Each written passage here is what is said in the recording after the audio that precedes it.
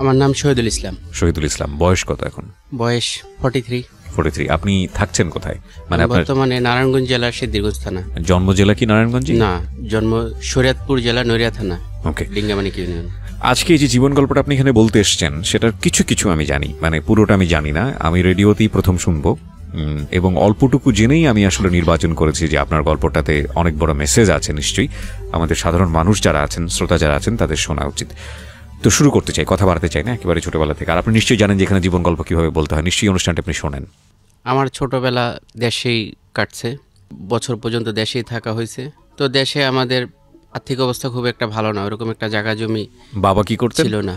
আমার বাবা রেডিমেড পোশাক তৈরি করতো কেরানীগঞ্জ, ঢাকার। রেডিমেড পোশাক বলতে মানে এগুলো কি দর্জি ছিল? আগে যে বিদেশি প্যান্টের গাইড আসতো বিদেশ থেকে, আমেরিকা থেকে, জাপান থেকে, ওইগুলা কেটে আবার নতুন করে তৈরি করতো। আচ্ছা আচ্ছা, মানে বাংলাদেশিরা যাতে ব্যবহার করতে পারে। হ্যাঁ হ্যাঁ। তো আমার বাবাও একটু অলস প্রকৃতির মানুষ ছিল, দেশের সংসারে ওরকম একটা টাকা পয়সা খুব একটা দিতেন না। আচ্ছা, কয় ভাই বোন ছিল? আমরা 2 ভাই 2 বোন। 2 ভাই 2 ভাইদের ভিতর আমি বড়। আচ্ছা আচ্ছা, বড়।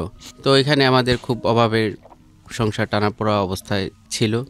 দেশে আমার মা মোটামুটি কষ্ট করে আমাদের চালাইতেন, বাবা হয়তো মাসে 200-400-500 টাকা দিও, এইভাবে খুব কষ্টেই চলতো। তো আমার মা অনেক কষ্ট করে রীতিমতো আগে ধান বানতো আত্মীয় স্বজনের ভিতরে, বা পিড়া লেপতো, এগুলা দেশে। ফ্যামিলিও সামাজিক অবস্থা মোটামুটি দেশে ভালো। আমরা আর্থিকভাবে লেখাপড়া করতে পারি না, কিন্তু আমার ফ্যামিলির অন্যান্য ভাই বোন যারা চাচাতো বা বংশের, তারা সবাই শিক্ষিত। জি। তো এখানে আমাদের আস্তে আস্তে খুবই খারাপ দিকে যে আমরা আস্তে আস্তে বড় হই, আমাদের খাবারের চাহিদা বাড়ে, লেখাপড়ার প্রয়োজন হয়। আমি দেশেই আমাদের ডিঙ্গামানিক শালদহ প্রাইমারি স্কুলে ক্লাস 3-4-এ ভর্তি হয়েছি। পরে ক্লাস ওরকম একটা করা হয়নি। ওই সময় সম্ভবত 84 সালের দিকে আমি প্রথম ঢাকা আসি, আমি আর আমার বড় বোন একজনের সাথে করে ঢাকা আসি। ঢাকা আসার পরে ওইরকম 2-4 দিন এখান থেকে থাকার পরে বাবা হয়তো কিছু টাকা আমার সাথে দেয়া দেয়, নিয়ে যাই। তো এইভাবে আর চলতেছিল না, একেবারে মানে এই মান সম্মান নিয়ে আর কি মানে থাকার মতো অবস্থা ছিল না। তো আমার এক চাচি, উনি খুবই ভালো মানুষ, তো আমার এই চাচি আমার মায়ের বুদ্ধি দিল যে ভাবি, আপনি এইভাবে দেশে না থাকা আপনি কাজ করেন। ওর বাবা যেহেতু ঢাকা থাকে, আপনি ঢাকা যান, হয়তো কাছাকাছি থাকলে ওর বাবা একটু কাজের প্রতি ভালোভাবে দায়িত্ব নিয়ে কাজ করব, যখন সন্তানরা কাছাকাছি থাকবো। আপনি ওইখানে গেলে হয়তো আস্তে আস্তে সন্তানগুলোরও করতে পারবেন, একটা পথ আপনি হয়তো পাবেন। তো আমার এই চাচির সাথে বুদ্ধি করে আমার মা তখন আমাদেরকে নিয়ে, এটা হয়তো 84-85 সালের দিকে হবে, জি, আমাদেরকে নিয়ে ঢাকা আসেন।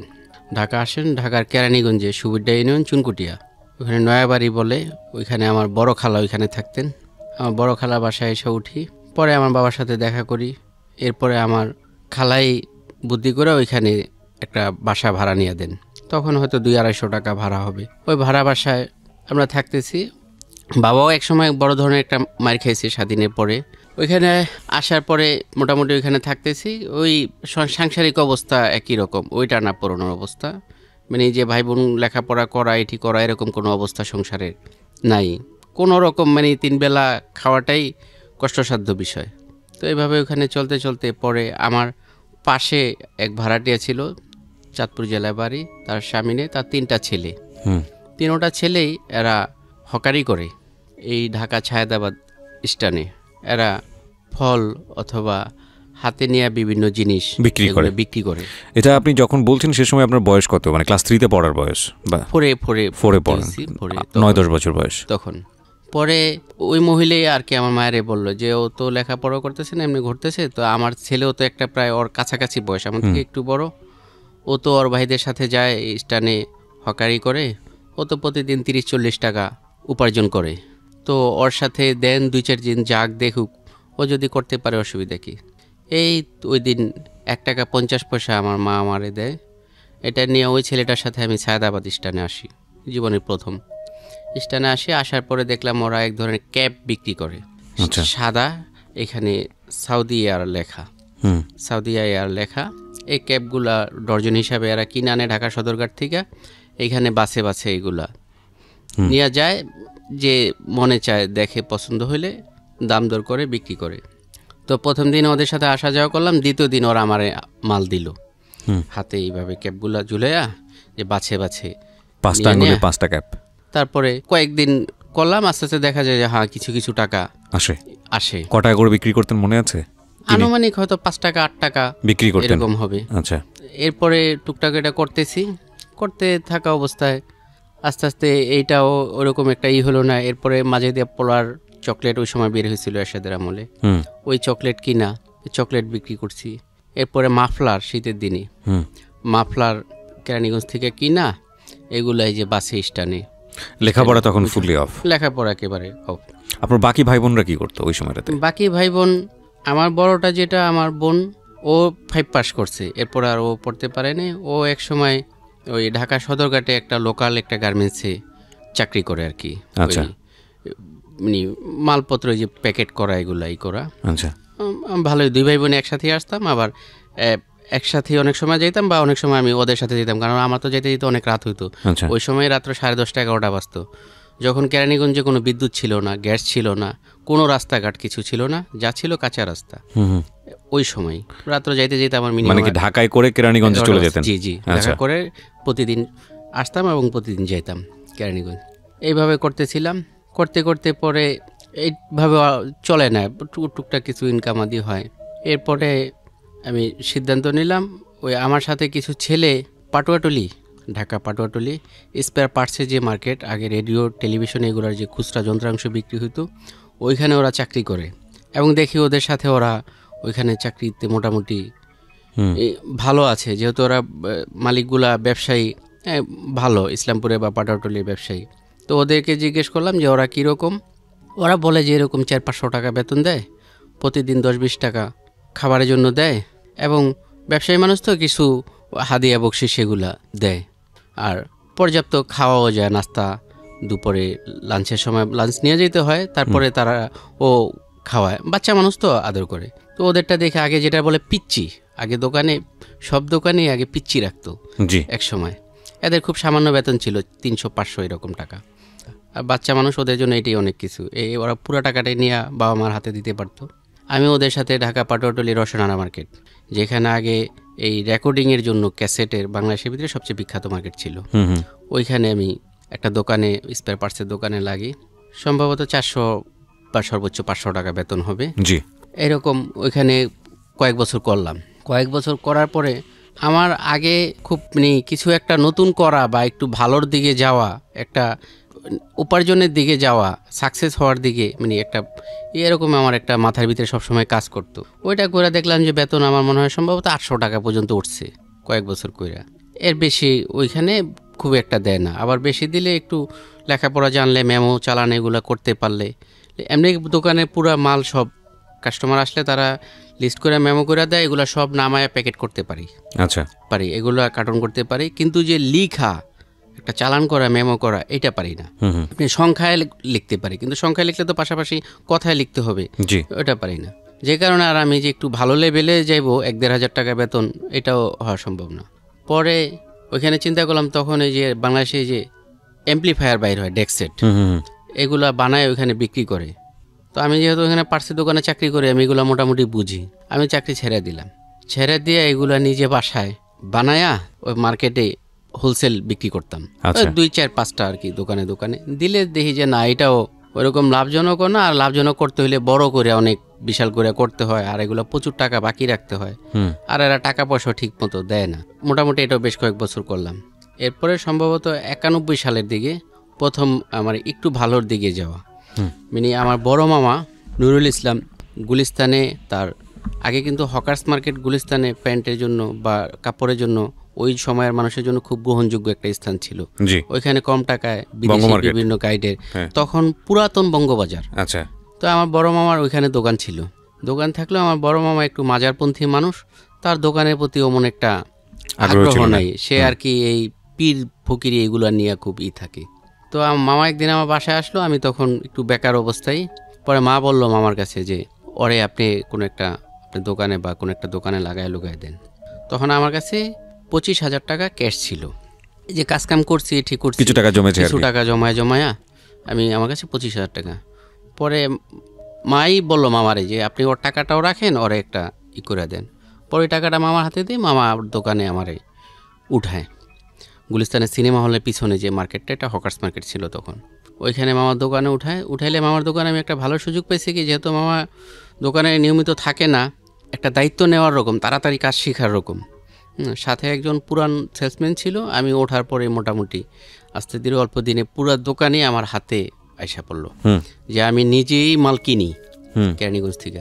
এবং কেরানীগঞ্জে সব মামার পরিচয়ই, কিন্তু আমার মামার লেনদেন খুব একটা ভালো ছিল না, মানুষ তারে লেনদেনের কারণে পছন্দ করতো না, ব্যক্তি হিসাবে পছন্দ করতো। আচ্ছা। কিন্তু আমি যখন দেখছি যে আমি নেওয়ার পরে আমি যে লেনদেন করতেছি, আমি মাল নিতেছি, এগুলো আমি টাকা পয়সা সব ঠিক মতো লেনদেন করতেছি।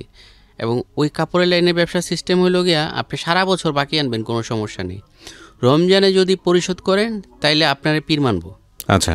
আর যদি রমজানে পরিশোধ না করেন, আপনারে মানে লাঞ্ছিত করতে একটু দ্বিধাবোধ করবো না। আচ্ছা, রমজানে পরিশোধ করতে, রমজানে পরিশোধ, ওইটার সিস্টেম রমজান টু রমজান। আমি 2 বছর করছি, রমজান পরিশোধ করে দিছি। এখন আর মামার ব্যবসা করতে কোনো টাকা লাগে না।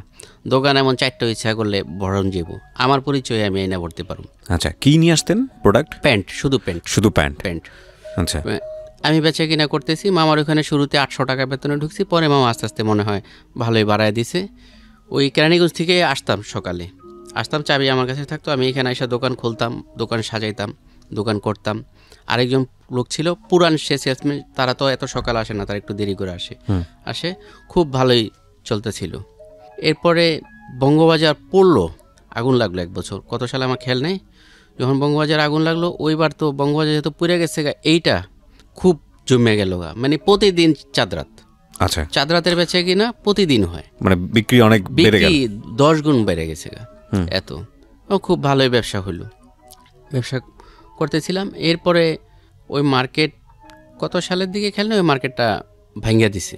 মানে হকার্স মার্কেটগুলো আবার বিভিন্ন গ্রুপ থাকে, দখল ইঠি কারণে ওটা ভাঙ্গিয়া দিছে। ভাঙ্গিয়া দেওয়ার পরে আমার এই পর্বটা আপাতত এখানে দোকানদারের এটা শেষ হয়ে গেল। এখন ফিরা মার্কেট করতে তো সময় লাগবে, এত বড় একটা মার্কেট। আমি কি করব? তো আমার মাঝারো মামা আবার একটু পলিটিক্সের সাথে জড়িত। তো মাঝারো মামা ঢাকায় কোনো একটা ক্লাব, যে ফুটবল ক্লাবগুলো বলে, এগুলো রাত্রে হাউজি বা জুয়া জাতীয় জিনিস হয়। তো তারা কয়েকজনে আবার এরকম একটা ক্লাব, ওই যে কি বলে না, ডাকে আনে, ঠিকা আনে না, বছরের জন্য চুক্তিতে এত টাকা, ওইরকম একটা ক্লাবের সাথে সে জড়িত। পরে মামা বলল যে ক্লাবে ডিউটি করবি নি। তো আমি চিন্তা করলাম ঠিক আছে যাই, খুব একটা নামি দামি ফুটবল ক্লাব। ওই ক্লাবে আমি গেলাম, জয়েন করলাম। জয়েন করার পরে ওইখানে যাওয়ার পরে দেখলাম যে এটা একটা অন্য দুনিয়া। আমার কাজ হলো কি, ওইখানে সিগারেট, বাংলা পাইপ, গুডলিফ, বেনসন আর ছোট ছোট মদের বোতল 1 সেপ বা 2 সেপ হবে, এগুলো অনেক অসংখ্য আসে। এগুলো ওইখানে যারা খেলতে আসে ক্লায়েন্টদের দেওয়া হয়। আমার কাজ হলো এটা হিসাব করা, যে কত প্যাকেট বা কত কার্টন আসলো এবং কত কার্টন গেল। এখন গেলে একটা হলো ক্লায়েন্টের কার্ড থাকে, তারা কার্ড দেখালে দিয়ে দিতে হয়, আরেকটা কোনটা কার রেফারেন্সে দেওয়া হলো এটা লেখা রাখতে হয়। এখন বর্ণনা লিখতে তো আমি পারি না। ইনকাম ভালো, প্রতিদিন 700 টাকা হাজিরা ওই সময়, আর 2000 টাকা এক রাত্রে ইনকাম আছে। ওরে বাবা, তো সেই সময় তো বহুত ইনকাম। এটা 2000 টাকা ইনকাম আছে ওইখানে, 700 টাকা হাজিরা। মানে আবার অমুকের ভাইগনা চিনে, সকালে দেখি যে আইসা পকেটে আমার অনেকে 50 টাকা, 100 টাকা, 200 টাকা গুজে দিয়ে যেতেছে, পকেটে ঢুকাই দিয়ে যেতেছে। রাত্রে খাবার ফ্রি ওইখানে। আর আমাদের দেশি মদ যেটা, এটা তো ড্রামে করা আছে, টিপকল লাগানো আছে, যার দরকার খাবে, একেবারে ড্রাম ভরা আছে দেশি মদ, এরকম একটা জায়গা। আমি 2 দিন করলাম, করার পরে আমি দেখলাম যে সকালবেলা ওইখানে এরকম হাউজি যারা খেলতে আসে লক্ষ লক্ষ টাকা নিয়ে, সকালে অনেকে যাওয়ার ভাড়াও থাকে না, বেবি ভাড়াও থাকে না। ওইখানে সকালবেলা কি করা হয়, টাকার বান্ডিল খুইলা, পিন খুইলা 500 টাকার বা 100 টাকার টাকা উড়াই দেওয়া হয় আকাশের দিকে। এবার এলা যে যেটা নিতে পারে। কেন টোকায়? এটা হলো অনেকে রাত্রে খেলতে আইসা সর্বশান্ত। আচ্ছা, এই উড়াইটা কে দেয়? বেবি ভাড়া দেওয়া যাবে জি। এই উড়াইটা কে দিল? ওই ক্লাবের পক্ষ থেকে একজন টাকা উড়াই দেয়, এখান থেকে যে 500, 1000, 2000 যে নিতে পারে। হ্যাঁ, এরকম সকালে পরিস্থিতি। এক কথায় ডিফেন্সের লোক, বিভিন্ন রাজনৈতিক ব্যক্তি, মানে বিভিন্ন ধরনের লোক, পাওয়ারফুল লোকজন আছে। এখন আমি ওইখানে দেওয়া হয়, অমুকের রেফারেন্সে এত প্যাকেট সিগারেট, অমুকের রেফারেন্সে বিয়ার, অমুকের রেফারেন্সেই। মানে এগুলো আমি লিখতে পারব না, আর এটা আমার পছন্দ হলো না এই কাজটা। আর রাত্রি জাগা আমার পক্ষে সম্ভব না। ওই কাজ হলো গিয়ে আপনি মাগরিবের পর থেকে ডিউটি শুরু, হয়তো 5টা বাজে ওইখানে যাইতে হয়, ডিউটি শুরু আপনার ফজরের আজানের আগ পর্যন্ত ডিউটি। শুধু এগুলো আপনাকে লিখে রাখতে হতো। 2 দিন করার পরে আমার আর এটা ভালো লাগলো না। পরে আমি যা চাকরিতে লাগলাম, ওই অন্য একটা মার্কেটে চাকরিতে লাগলাম।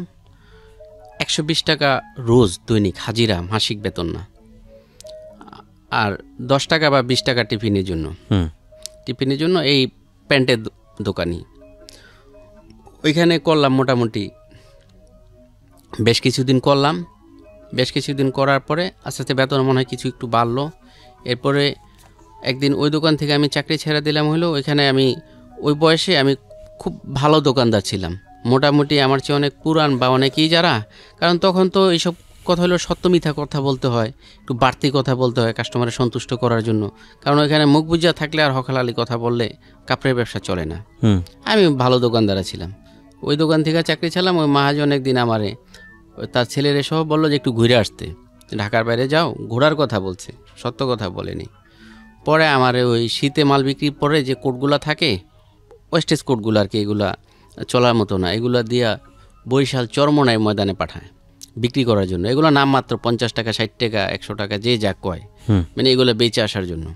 এখানে যে পাঠাইছে বিষয়টা আমার ভালো লাগেনি। আর আমি তখন থেকে যেহেতু কাপড়ের দোকানদারি করি, আর আমার আশেপাশের লোকজন, আমার আশেপাশে একজন মামা ছিল যে মানে যার ফ্যামিলির প্রায় অনেকেই জাপান ছিল, সে পোশাক আশাক অনেকটা ওই রকম পরতো। সে ওই সময় ফবসের প্যান্ট পরতো, শারমুন থেকে শার্ট বানায় পরতো। তার দেখা দেখে আমি তারে নকল করতাম, তারে আমি খুব পছন্দ করতাম।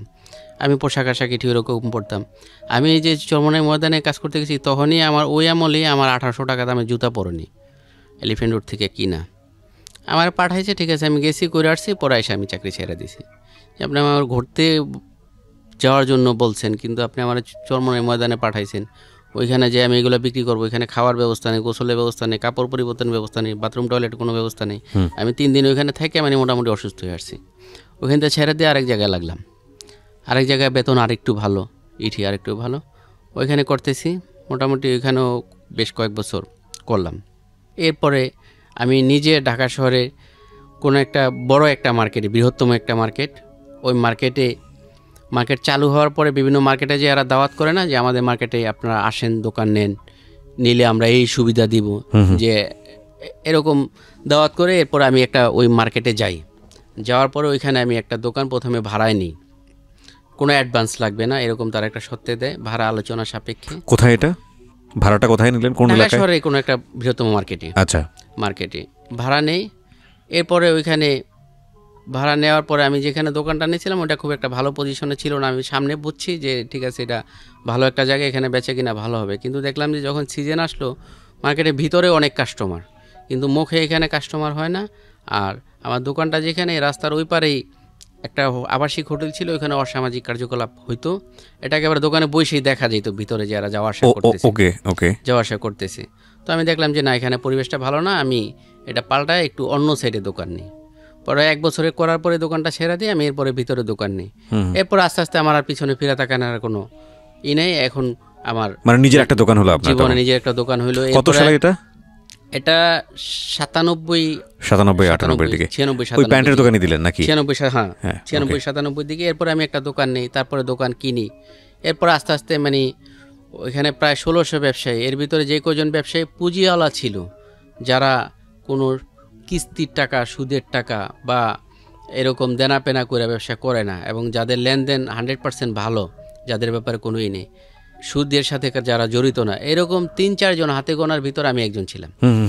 মানে তখন আমার একটা রমজান করলে মোটামুটি সচ্ছল অবস্থায় থাকার পরেও আমার 2-4 লাখ টাকা বছরে থাকতো।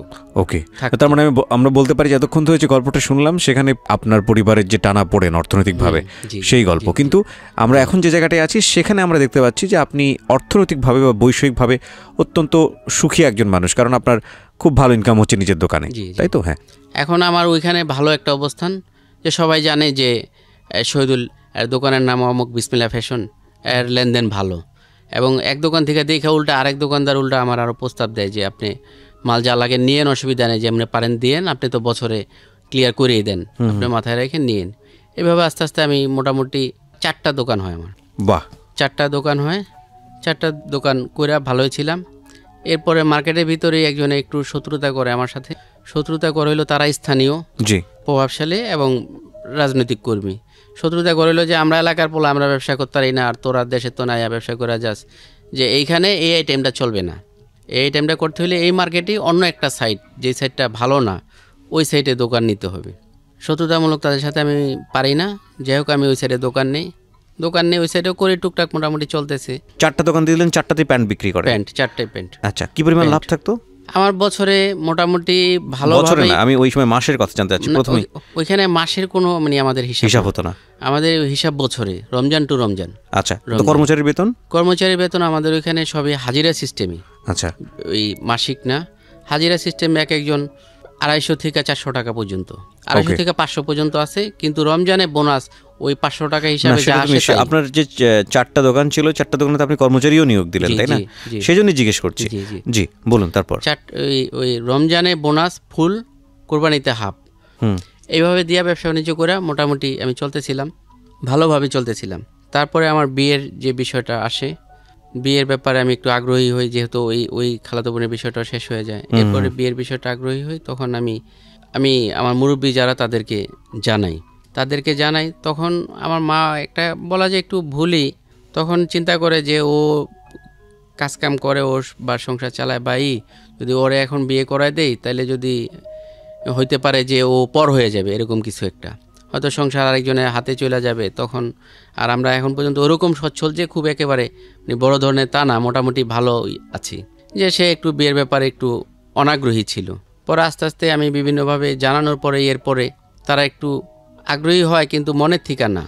আমি আবার জানাই এই কারণে, আমি যে ব্যবসা বাণিজ্য করতে যাই, আবার আমার আস্তে আস্তে কিছু বন্ধু বান্ধবের সাথে পরিচয় হয়, সম্পর্ক হয়, যারা উশৃঙ্খল টাইপের, যারা ফ্যান্সি ডিল, এদের সঙ্গে আপনার পরিচয় হওয়া শুরু হলো। হ্যাঁ, এদের সাথে আমার ঘনিষ্ঠতা একেবারে খুবই ঘনিষ্ঠ, কিন্তু এরা আমার খুবই ভালো জানতো, খুবই করতো। আর আমি খুব পোংটা টাইপের ছিলাম, খুব দুষ্ট কথাবার্তা বলতাম, খুব জমায় রাখতাম। বন্ধু বান্ধব যারা ছিল সবাই আমার খুব পছন্দ করতো, কিন্তু আমি কোনো নেশাপানি কিছু করতাম না।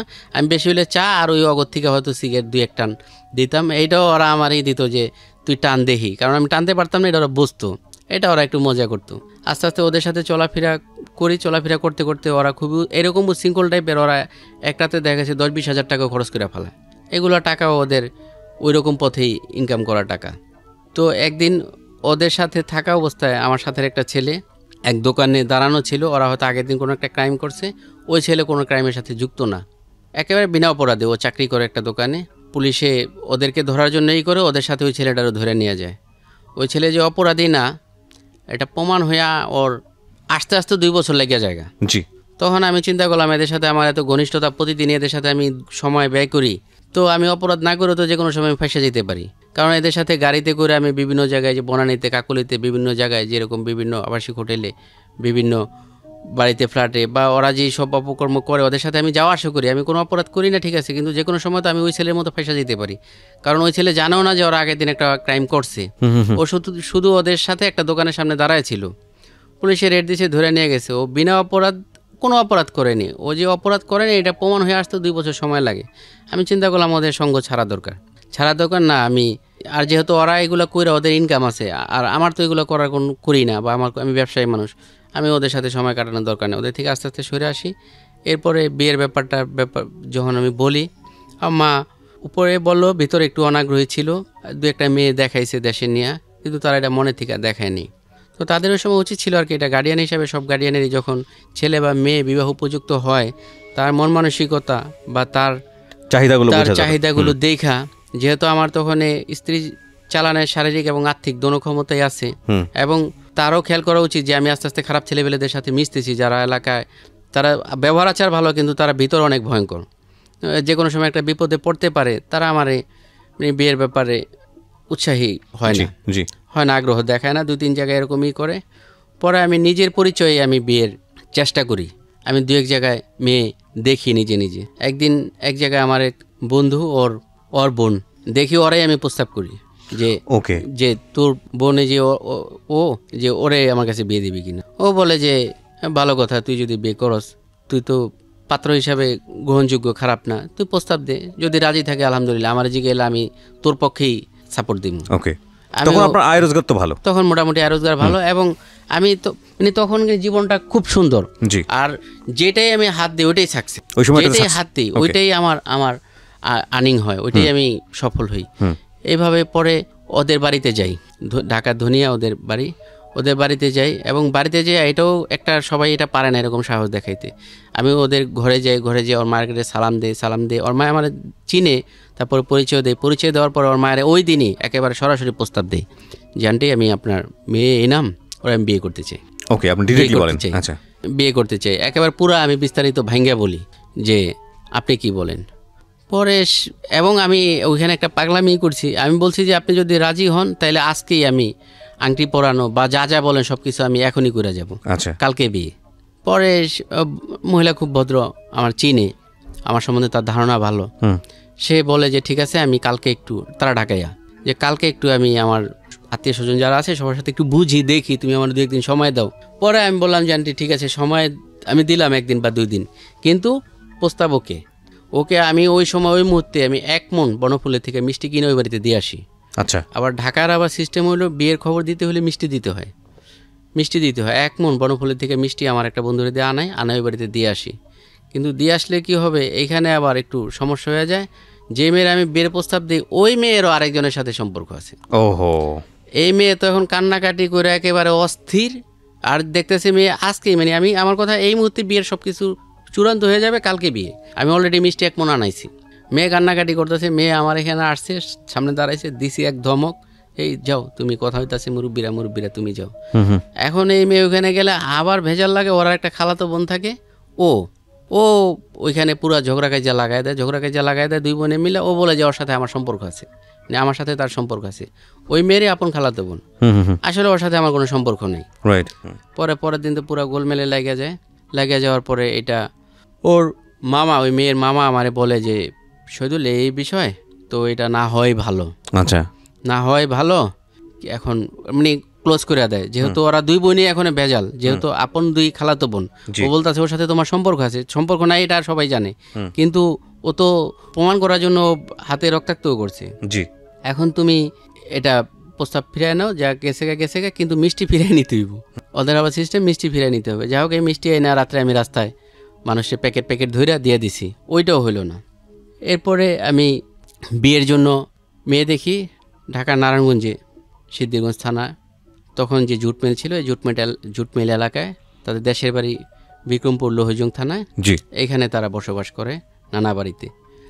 দেখি আমার দোকানে যে ম্যানেজার ছিল, আমার ম্যানেজারের বন্ধুর শালার শালি, আচ্ছা শালি, ওই আমার যে ম্যানেজারের বন্ধু আমার দোকানে আসা যাওয়া করতো, তখন সে শুনে যে আমি বিয়ের ব্যাপারেই করতেছি, তখন সে বলে যে শহীদ ভাই আপনি বিয়ে করবেন তো আমার কাছে তো মেয়ে আছে, আমার শালার একটা শালি আছে, তো চলেন, আমি তো ওইখানে মুরব্বী বা গার্ডিয়ান, আমি আপনার একদিন আসেন আমাদের বাড়িতে, আমি ঘুরায় ফিরায় সব দেখায় নিব। আমি এই সিদ্ধিরগঞ্জ এলাকায় আসার পরে মেয়ে দেখি, এখন আমি বিয়ের ব্যাপারে আগ্রহী হই। এরপরে আমি ওই দিন দেখে কথা দিয়ে আসি যে পরের সপ্তাহে আমার মামা বা আমার গার্ডিয়ানরা যাবে, সবাই যায়। যাওয়ার পরে তার আংটি পরে আসে। 2002 সালে মে 3 তারিখে বিয়ে হয়। আচ্ছা, বিয়ে হওয়ার পরে আমার স্ত্রীর সাথেও আমার প্রথম থেকে খুব একটা বনিবনা হইতেছিল না। তার দিনে তার সম্পর্ক খুবই ভালো, সে খুবই পর্দানশীল, ধার্মিক, স্বামী ভক্ত, মানে একটা যতগুলা ভালো গুণ থাকে সবই তার আছে, কিন্তু তার সমস্যা হয়তো রাত্রে তার কাছে গেলে সে আপত্তি করত। আচ্ছা, এবং তখন যে একটা আন্তরিক অবস্থা, এটা সে হতো না। আচ্ছা, এটার পিছনে কোনো কারণ থাকতে পারে, আপনি কখনো ফাইন্ড আউট করেছেন ওই সময়টাতে?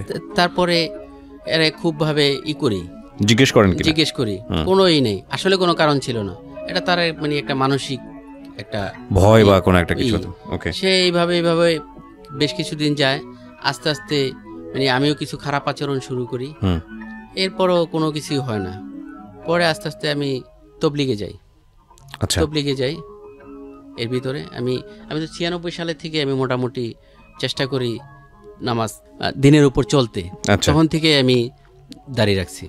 আচ্ছা, আমি তবলিগে যাই, তো তবলিগে যাওয়ার পরে আমি ওইখানে এক মুরব্বী থেকে একটা কথা শুনি যে প্রত্যেকটা মানুষের ভিতরে কিছু ভালো গুণ কিছু খারাপ গুণ থাকে। তো আমরা যদি কারো খারাপ গুণটা না দেখে ভালো গুণটা দেখি, তাইলে আর তার প্রতি আমাদের কোনো রাগ গোসা বা খারাপ ধারণা থাকবো না। তো তবলিগে এইসব জিনিসগুলো মাসওয়ারায় বলা হয় সাথীদের ভিতরে। তো এই কথাটা আমার খুব মনে ধরে যে আসলে আমার বিবির আমি এই জিনিসটা দেখতেছি ও খারাপ, বাকি তো আরো খারাপ, কিন্তু বাকি তো ওর 100টা গুণ ভালো।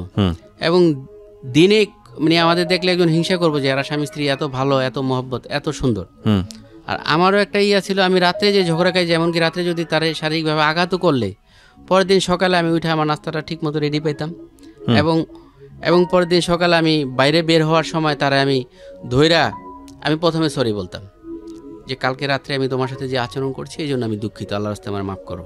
আচ্ছা, আমি নিয়মিত যেদিন আমি কোনো রকম তার সাথে মনোমান ইনভেস্ট আছে, আমি টাকা পয়সাগুলো আস্তে আস্তে সাইড করি, আমি আস্তে আস্তে দোকান মোকানগুলো বিক্রি করি, আস্তে আস্তে এখান থেকে সমস্ত টাকা পয়সা আমি সরাই। ওইখানে আমার তখন 47 লক্ষ টাকা আমার ক্যাশ থাকে আমার কাছে। দোকান মোকান সব বিক্রি করার পরে একেবারে হওয়ার পরে কিছুদিন ফ্রি থাকার পরে আমার এক বন্ধু উচ্চশিক্ষিত, আগে একটা বিমান কোম্পানিতে ভালো চাকরি করতো, পরে 96 সাল থেকে শেয়ার বিজনেসের সাথে জড়িত। জি, শেয়ার বিজনেস করে খুব ভালো অবস্থায় আছে, আর এই বনশ্রীতে বাড়ি আছে। আচ্ছা, এর নিজে গাড়িতে চলে, শিক্ষিত এবং ছেলে ভালো, ভদ্র, খুবই ভালো। এর সাথে আমার খুবই ঘনিষ্ঠ, কিন্তু আমি কিন্তু একেবারে মূর্খ। এর সাথে আমার খুবই বন্ধুত্ব, আমার দোকানেও আসা যাওয়া করতো আগে। পরে আমি এক সময় বলি যে ভাই আপনি তো এই ব্যবসা করে খুব ভালো আছেন, আমি এটা কেমনি করতে পারি, আমার একটু শিখান। পরে বলে যে শুধু আপনি লেখাপড়া কীরকম করছেন? আমি বলি যে ভাই আমার জিরো, কোনো লেখাপড়া নেই, খালি সই করতে পারি। বলে যে এটা তো লেখাপড়া লাগে। হ্যাঁ, লেখাপড়া ছাড়াও করা যায় সেকেন্ডারি মার্কেটে, কিন্তু এটা তো অনেক রিস্ক শেয়ার বাজারে। এটা তো অনেক। কত সালের ঘটনা এটা? এটা 2006-এর শুরুতে। 2006-এর শুরুতে যে এটা তো অনেক রিস্ক, আপনি করবেন ঠিক আছে, আপনি এক কাজ করেন, আপনি যদি অলস টাকা থাকে আপনি সামান্য কিছু টাকা এখানে ইনভেস্ট করতে পারেন। ওকে, প্রথমে আমি 70,000 টাকা দিয়ে ওইখানে একটা বিও অ্যাকাউন্ট করি, সেকেন্ডারি বিও অ্যাকাউন্ট করে ওইখানে আমি কিছু শেয়ার কিনার পরে ওইখানে কয়েকদিনের ভিতরে দেখি ওইখানে মোটামুটি 5-7 হাজার টাকা লাভ হয়েছে। আচ্ছা, পরে আমি দেখি যে না, আমার তো এখানে ভালো, আর এখানে টাকা মানে কোনো চুরি হওয়া, ছিনতাই হওয়া, ডাকাতি হওয়া, কোনো রকম কোনো কিছুর কোনো সম্ভাবনা নাই, এখানে তো ইনভেস্ট করা যায়। আমি আস্তে আস্তে আমার এই সমস্ত টাকা এখানে ইনভেস্ট করলাম। ওকে, 2006 সালের দিকে আমি কিনা বেচা করতেছি। আর আগে ওই বাজারটা ছিল কি, আগে খুব একটা বাড়তো না, খুব একটা কমতো না, মানুষ একেবারে এক বছরে মানে কোটিপতি এরকমও না, আবার এক বছরে জিরো এরকমও না, বাজারটা আপ ডাউন কম করতো। কিছু কিছু কোম্পানি, যাদের কোম্পানির ফিউচার ভালো ছিল, হয়তো ওইগুলা যারা স্টাডি করতে পারতো ওইগুলা বাড়তো। পাশাপাশি দেখা দেখি আমাদের মতো যারা মূর্খ, হ্যাঁ, তারা গুজব, যেটা ওইখানে বলে কি বলে রিউমার, এই রিউমার তারা নিউজ খুঁজতো, বন্ধু বান্ধবের থেকে, পরিচিতদের থেকে নিউজ নিয়ে ইনভেস্ট করতো, তারা ইনভেস্ট করে প্রফিট করতো। কিন্তু তখন ওই রকম আপ ডাউন করতো না, একেবারে যে আজকে কিনলে কালকে 50%। কত টাকা ইনভেস্ট করলেন আপনি? আমার 47 লক্ষ, পুরো এটাকে ওখানে ইনভেস্ট করি। ইনভেস্ট করার পরে ওইখানে আমি কিনা বেচা করতে করতে ভালো অবস্থায় ওখানে আমি একটা নিয়মিত ক্লায়েন্ট বা নিয়মিত ট্রেডার হয়ে যাই আমি। আচ্ছা, মানে সারা দিন এগুলোই করতেন? হ্যাঁ, আমি প্রতিদিন সকালে 10টা বাজে ওখানে যেতাম, ওখানে ট্রেড শেষ হওয়া পর্যন্ত, সম্ভবত 4টা বাজে লেনদেন শেষ হইতো, 4টা পর্যন্ত ওখানে থাকতাম। আমার এরকম নিয়মিত চেয়ারিয়া ছিল, সিটিয়া ছিল, যে এটা অমুকের। ওখানে যারা নিয়মিত লেনদেন করে, বড় লেনদেন করে, তাদের এরকম নিয়মিত ব্রোকার হাউজে চেয়ার থাকে। আচ্ছা, থাকে, এটা অমুকের, এটা অমুকের। সেল করতেন, কিনতেন? সেল করতাম, হ্যাঁ, সেল বাই করতাম। আর এটা করার জন্য কোনো লেখাপড়ার প্রয়োজন ছিল না। ওইখানে যে কোম্পানি থেকে নিযুক্ত যে ট্রেডার থাকে, তারা বললে যে এটা আপনি বাই করেন, সে বাই করতো, এটা আপনি সেল করেন, সেল করতো। কিন্তু বুঝতেন না যে কোন শেয়ারের কি অবস্থা দাঁড়াবে শেষ পর্যন্ত? এগুলা মোটামুটি ওই যে বন্ধু বান্ধবের থেকে কিছু জেনে নিতাম, আর কিছু ওই যে ওখানে রিউমারের উপরে এত টাকা ইনভেস্ট করতে যাচ্ছেন? হ্যাঁ, আচ্ছা। এবং থাকতো মোটামুটি লাভ তো ভালোই থাকতো? হ্যাঁ, মোটামুটি খারাপ থাকতো না। আমার এখানে তো লোকজন খাটাই ঠিক করে, এখানে যে একটা মানসিক চাপ একটা এবং রমজান মাসে রোজা নামাজেরও ঠিক থাকতো না। কাপড়ের ব্যবসা, ওইখানে রমজান মাসে কোনো কিছু ঠিক থাকে না। রমজান মাস হলো মানুষের কামাই করার মাস, কিন্তু ওইখানে রমজান মাসে যত মিথ্যা কথা, যত টাউটারি, মানে এক কথায় সারা বছর গুণা যত রুক না করে রমজান মাসে তার চেয়ে বেশি করে এই কাপড়ের ব্যবসায়। আচ্ছা, কারণ ওইখানে আপনার এই যে আপনি একটা প্যান্ট আপনি কিনবেন, শুধু এটার বর্ণনা দিতে হবে বিভিন্ন, এটা আসলে কিন্তু লোকাল। ও আচ্ছা, এটা চায়না বলতে হবে, থাই বলতে হবে, এটা বলতেই হবে, মানে এগুলো সম্পূর্ণ মিথ্যা কথা, আর এটা না বললে কেউ কিনবেই না। আচ্ছা। এবং আমাদের দেশে যে বড় বড়, কেউ যদি বলে যে ভাই আমি যে অমুক তারিখে কেরানীগঞ্জের ওই লোকাল মার্কেট থেকে জিনিসটা নিয়ে আসছি, আপনি কিনলে কেনেন, না কিনলে নাই, এটার দাম এরকম, কেউ কিনবে না, শুধু বলতে হয় মিথ্যা কথা। থাইল্যান্ড থেকে আসছে। আর আমি যেহেতু 96 সালে তবলিগে প্রথম 3 দিন সময় লাগে, তখন থেকেই আমার ভিতরে একটা আল্লাহর ভয়, এবং যতটা সম্ভব গুনাহ না করা যায় এই ব্যাপারে আমি চেষ্টা করতাম। আচ্ছা। তো আমি যখন দেখলাম যে আমার এইখানে টাকাটাও যেহেতু এখন অলস টাকা আছে, আর এইখানে যেহেতু আমার এই ধরনের কোনো গুনাহ হইতেছে না, এটা জায়েজ কি না জায়েজ এই ব্যাপারে হয়তো কিছু পার্থক্য আছে, কিন্তু এটা ওই রকম হারামের লেভেলে পড়ে না। এখানে আমি টাকা খাটাইতে সম্পূর্ণ মিথ্যা কথা বলে একটা প্রোডাক্ট কথা বলা লাগে না। ওইখানে রমজান মাসে কি যে একটা অবস্থা, রমজান মাসে আপনি দাড়ি টুপিওয়ালা মানুষও যারা 5 ওয়াক্ত নামাজ সারা বছর পরে রমজান মাসে পড়তে পারে না। কারণ কীভাবে পড়বো? একটা লোক সকালে 9টা থেকে আপনি দোকানদারি করে রাত্র 2টা-3টা পর্যন্ত, আর এত এনার্জি, সারাক্ষণ মানুষের সাথে কথা বলতে হয়, মানুষের খুশি রেখে তো তার কাছে জিনিসটা সেল করতে হয়, মানে ওই ঈদকে টার্গেট করে বিক্রিটা বেড়ে যায়, টার্গেট করে তার থেকে টাকা পয়সা নিতে হয়, এবং খাওয়া দাওয়ারও কোনো ঠিক থাকে না। শেষমেশ এই রাত্র জাগতে জাগতে এরকম হয়, এখনও অনেকটা কমছে, এরকম হয়। আগে মানুষ কিন্তু রমজানের শেষ দিকে কেনাকাটা বেশি করতো, এখন কিন্তু মানুষ রমজানের আগেই কেনাকাটা শুরু করে শেষমেশ না খাওয়া থাকতে থাকতে এমন অবস্থা হইতো যে মুখ দেওয়া মানে কথা বেরোতেছে না, এরকম অবস্থা হয়। আমারও এই বিষয়গুলো ভালো লাগতো না, এবং তখনই ওই সময় 2008 সালে আমি হজেরও নিয়ত করি।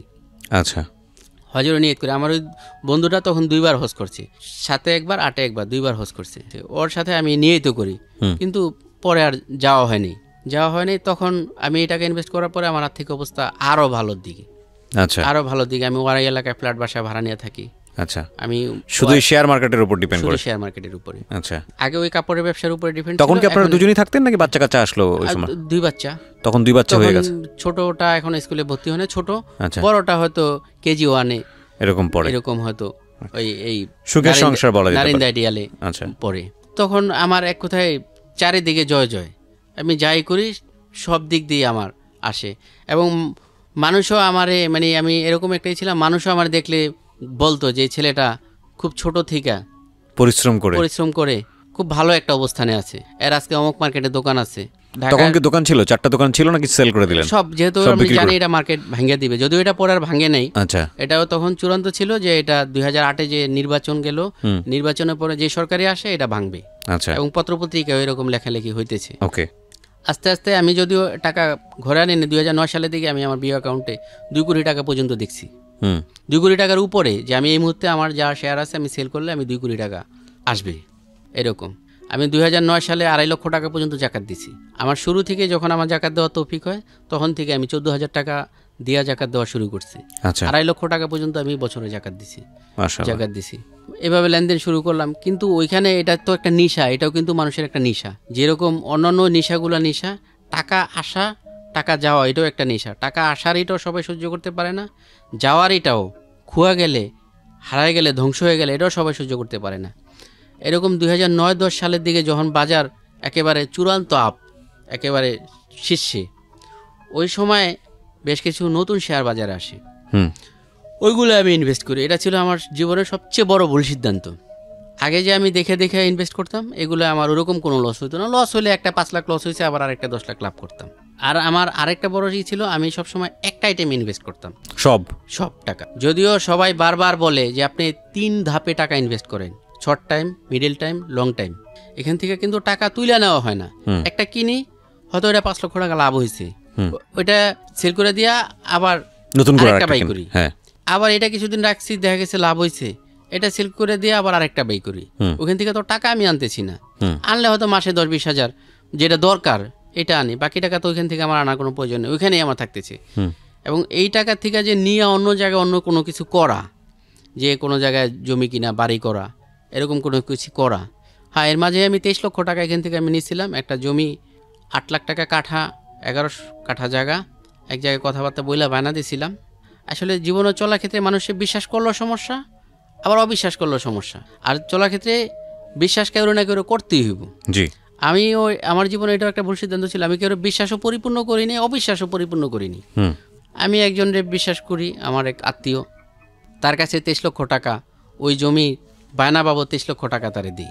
সে জমি দেখায়, জমি দেখানোর পরে এখান থেকে টাকা নিয়ে আমার ছিল, তখন আমি এখান থেকে পুরো টাকা নিয়ে ওইখানে আমি চেতলা ফাউন্ডেশন করে আমি বিল্ডিং করে ফেলাম।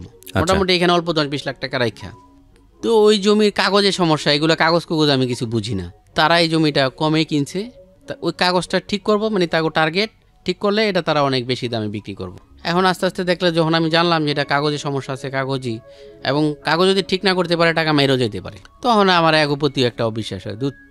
এই টাকা পরে দেয় 2 বছর খাটায়া, 2 বছর পরে আমার টাকা ফেরত দেয় 23 লক্ষ টাকা 2 বছর খাটায়ার টাকা ফেরত দেয়। তখন আমার বলে যে এরকম জায়গার কাগজ হয়েছে, এখন এইটা তুমি নিলে নিতে পারো, না নিলে তারা একটু অনাগ্রহ দেখায়, আমিও দেখি যে এটার প্রতি আমার আর আগ্রহ থাকে না, ওই টাকাও ফেরত আনি। এক কথায় আমার এইখানে থেকে যে 47 লক্ষ টাকা আমি এখানে বিনিয়োগ করছি, এখানে আমি আজকে কিনা 4 দিনে 15 লক্ষ টাকা পর্যন্ত লাভ করছি। 4 দিনে 15 লক্ষ টাকা। অর্থাৎ আজকে কিনছি, 4 দিন লাগে একটা শেয়ার ম্যাচিউর হইতে, 2 দিন পরে 4 দিনের দিন ওয়ার্কিং ডে 4টা বিক্রি করছি, 15 লক্ষ টাকা পর্যন্ত লাভ করছি। কিন্তু এখান থেকে টাকা আমি সরাই নিইনি। আর সরাই নেওয়ার জন্য ওরকম বুদ্ধি দেওয়ার রকম আমার বড় ভাই নাই, বাবা জীবিত না, আমার শ্বশুর তারও এরকম বুদ্ধি দেওয়ার মতোই নেই। এক কথায় আমার যে কেউ করবো যে বুঝাইবো যে তুই যে এখানে আছো, তো এখানে তো এটা ক্ষণস্থায়ী, তুই এখান থেকে টাকা পয়সা কিছু সরা, এখান থেকে সরা একটা কিছু কর, আমি আর করিনি। এইভাবে লেনদেন করছি।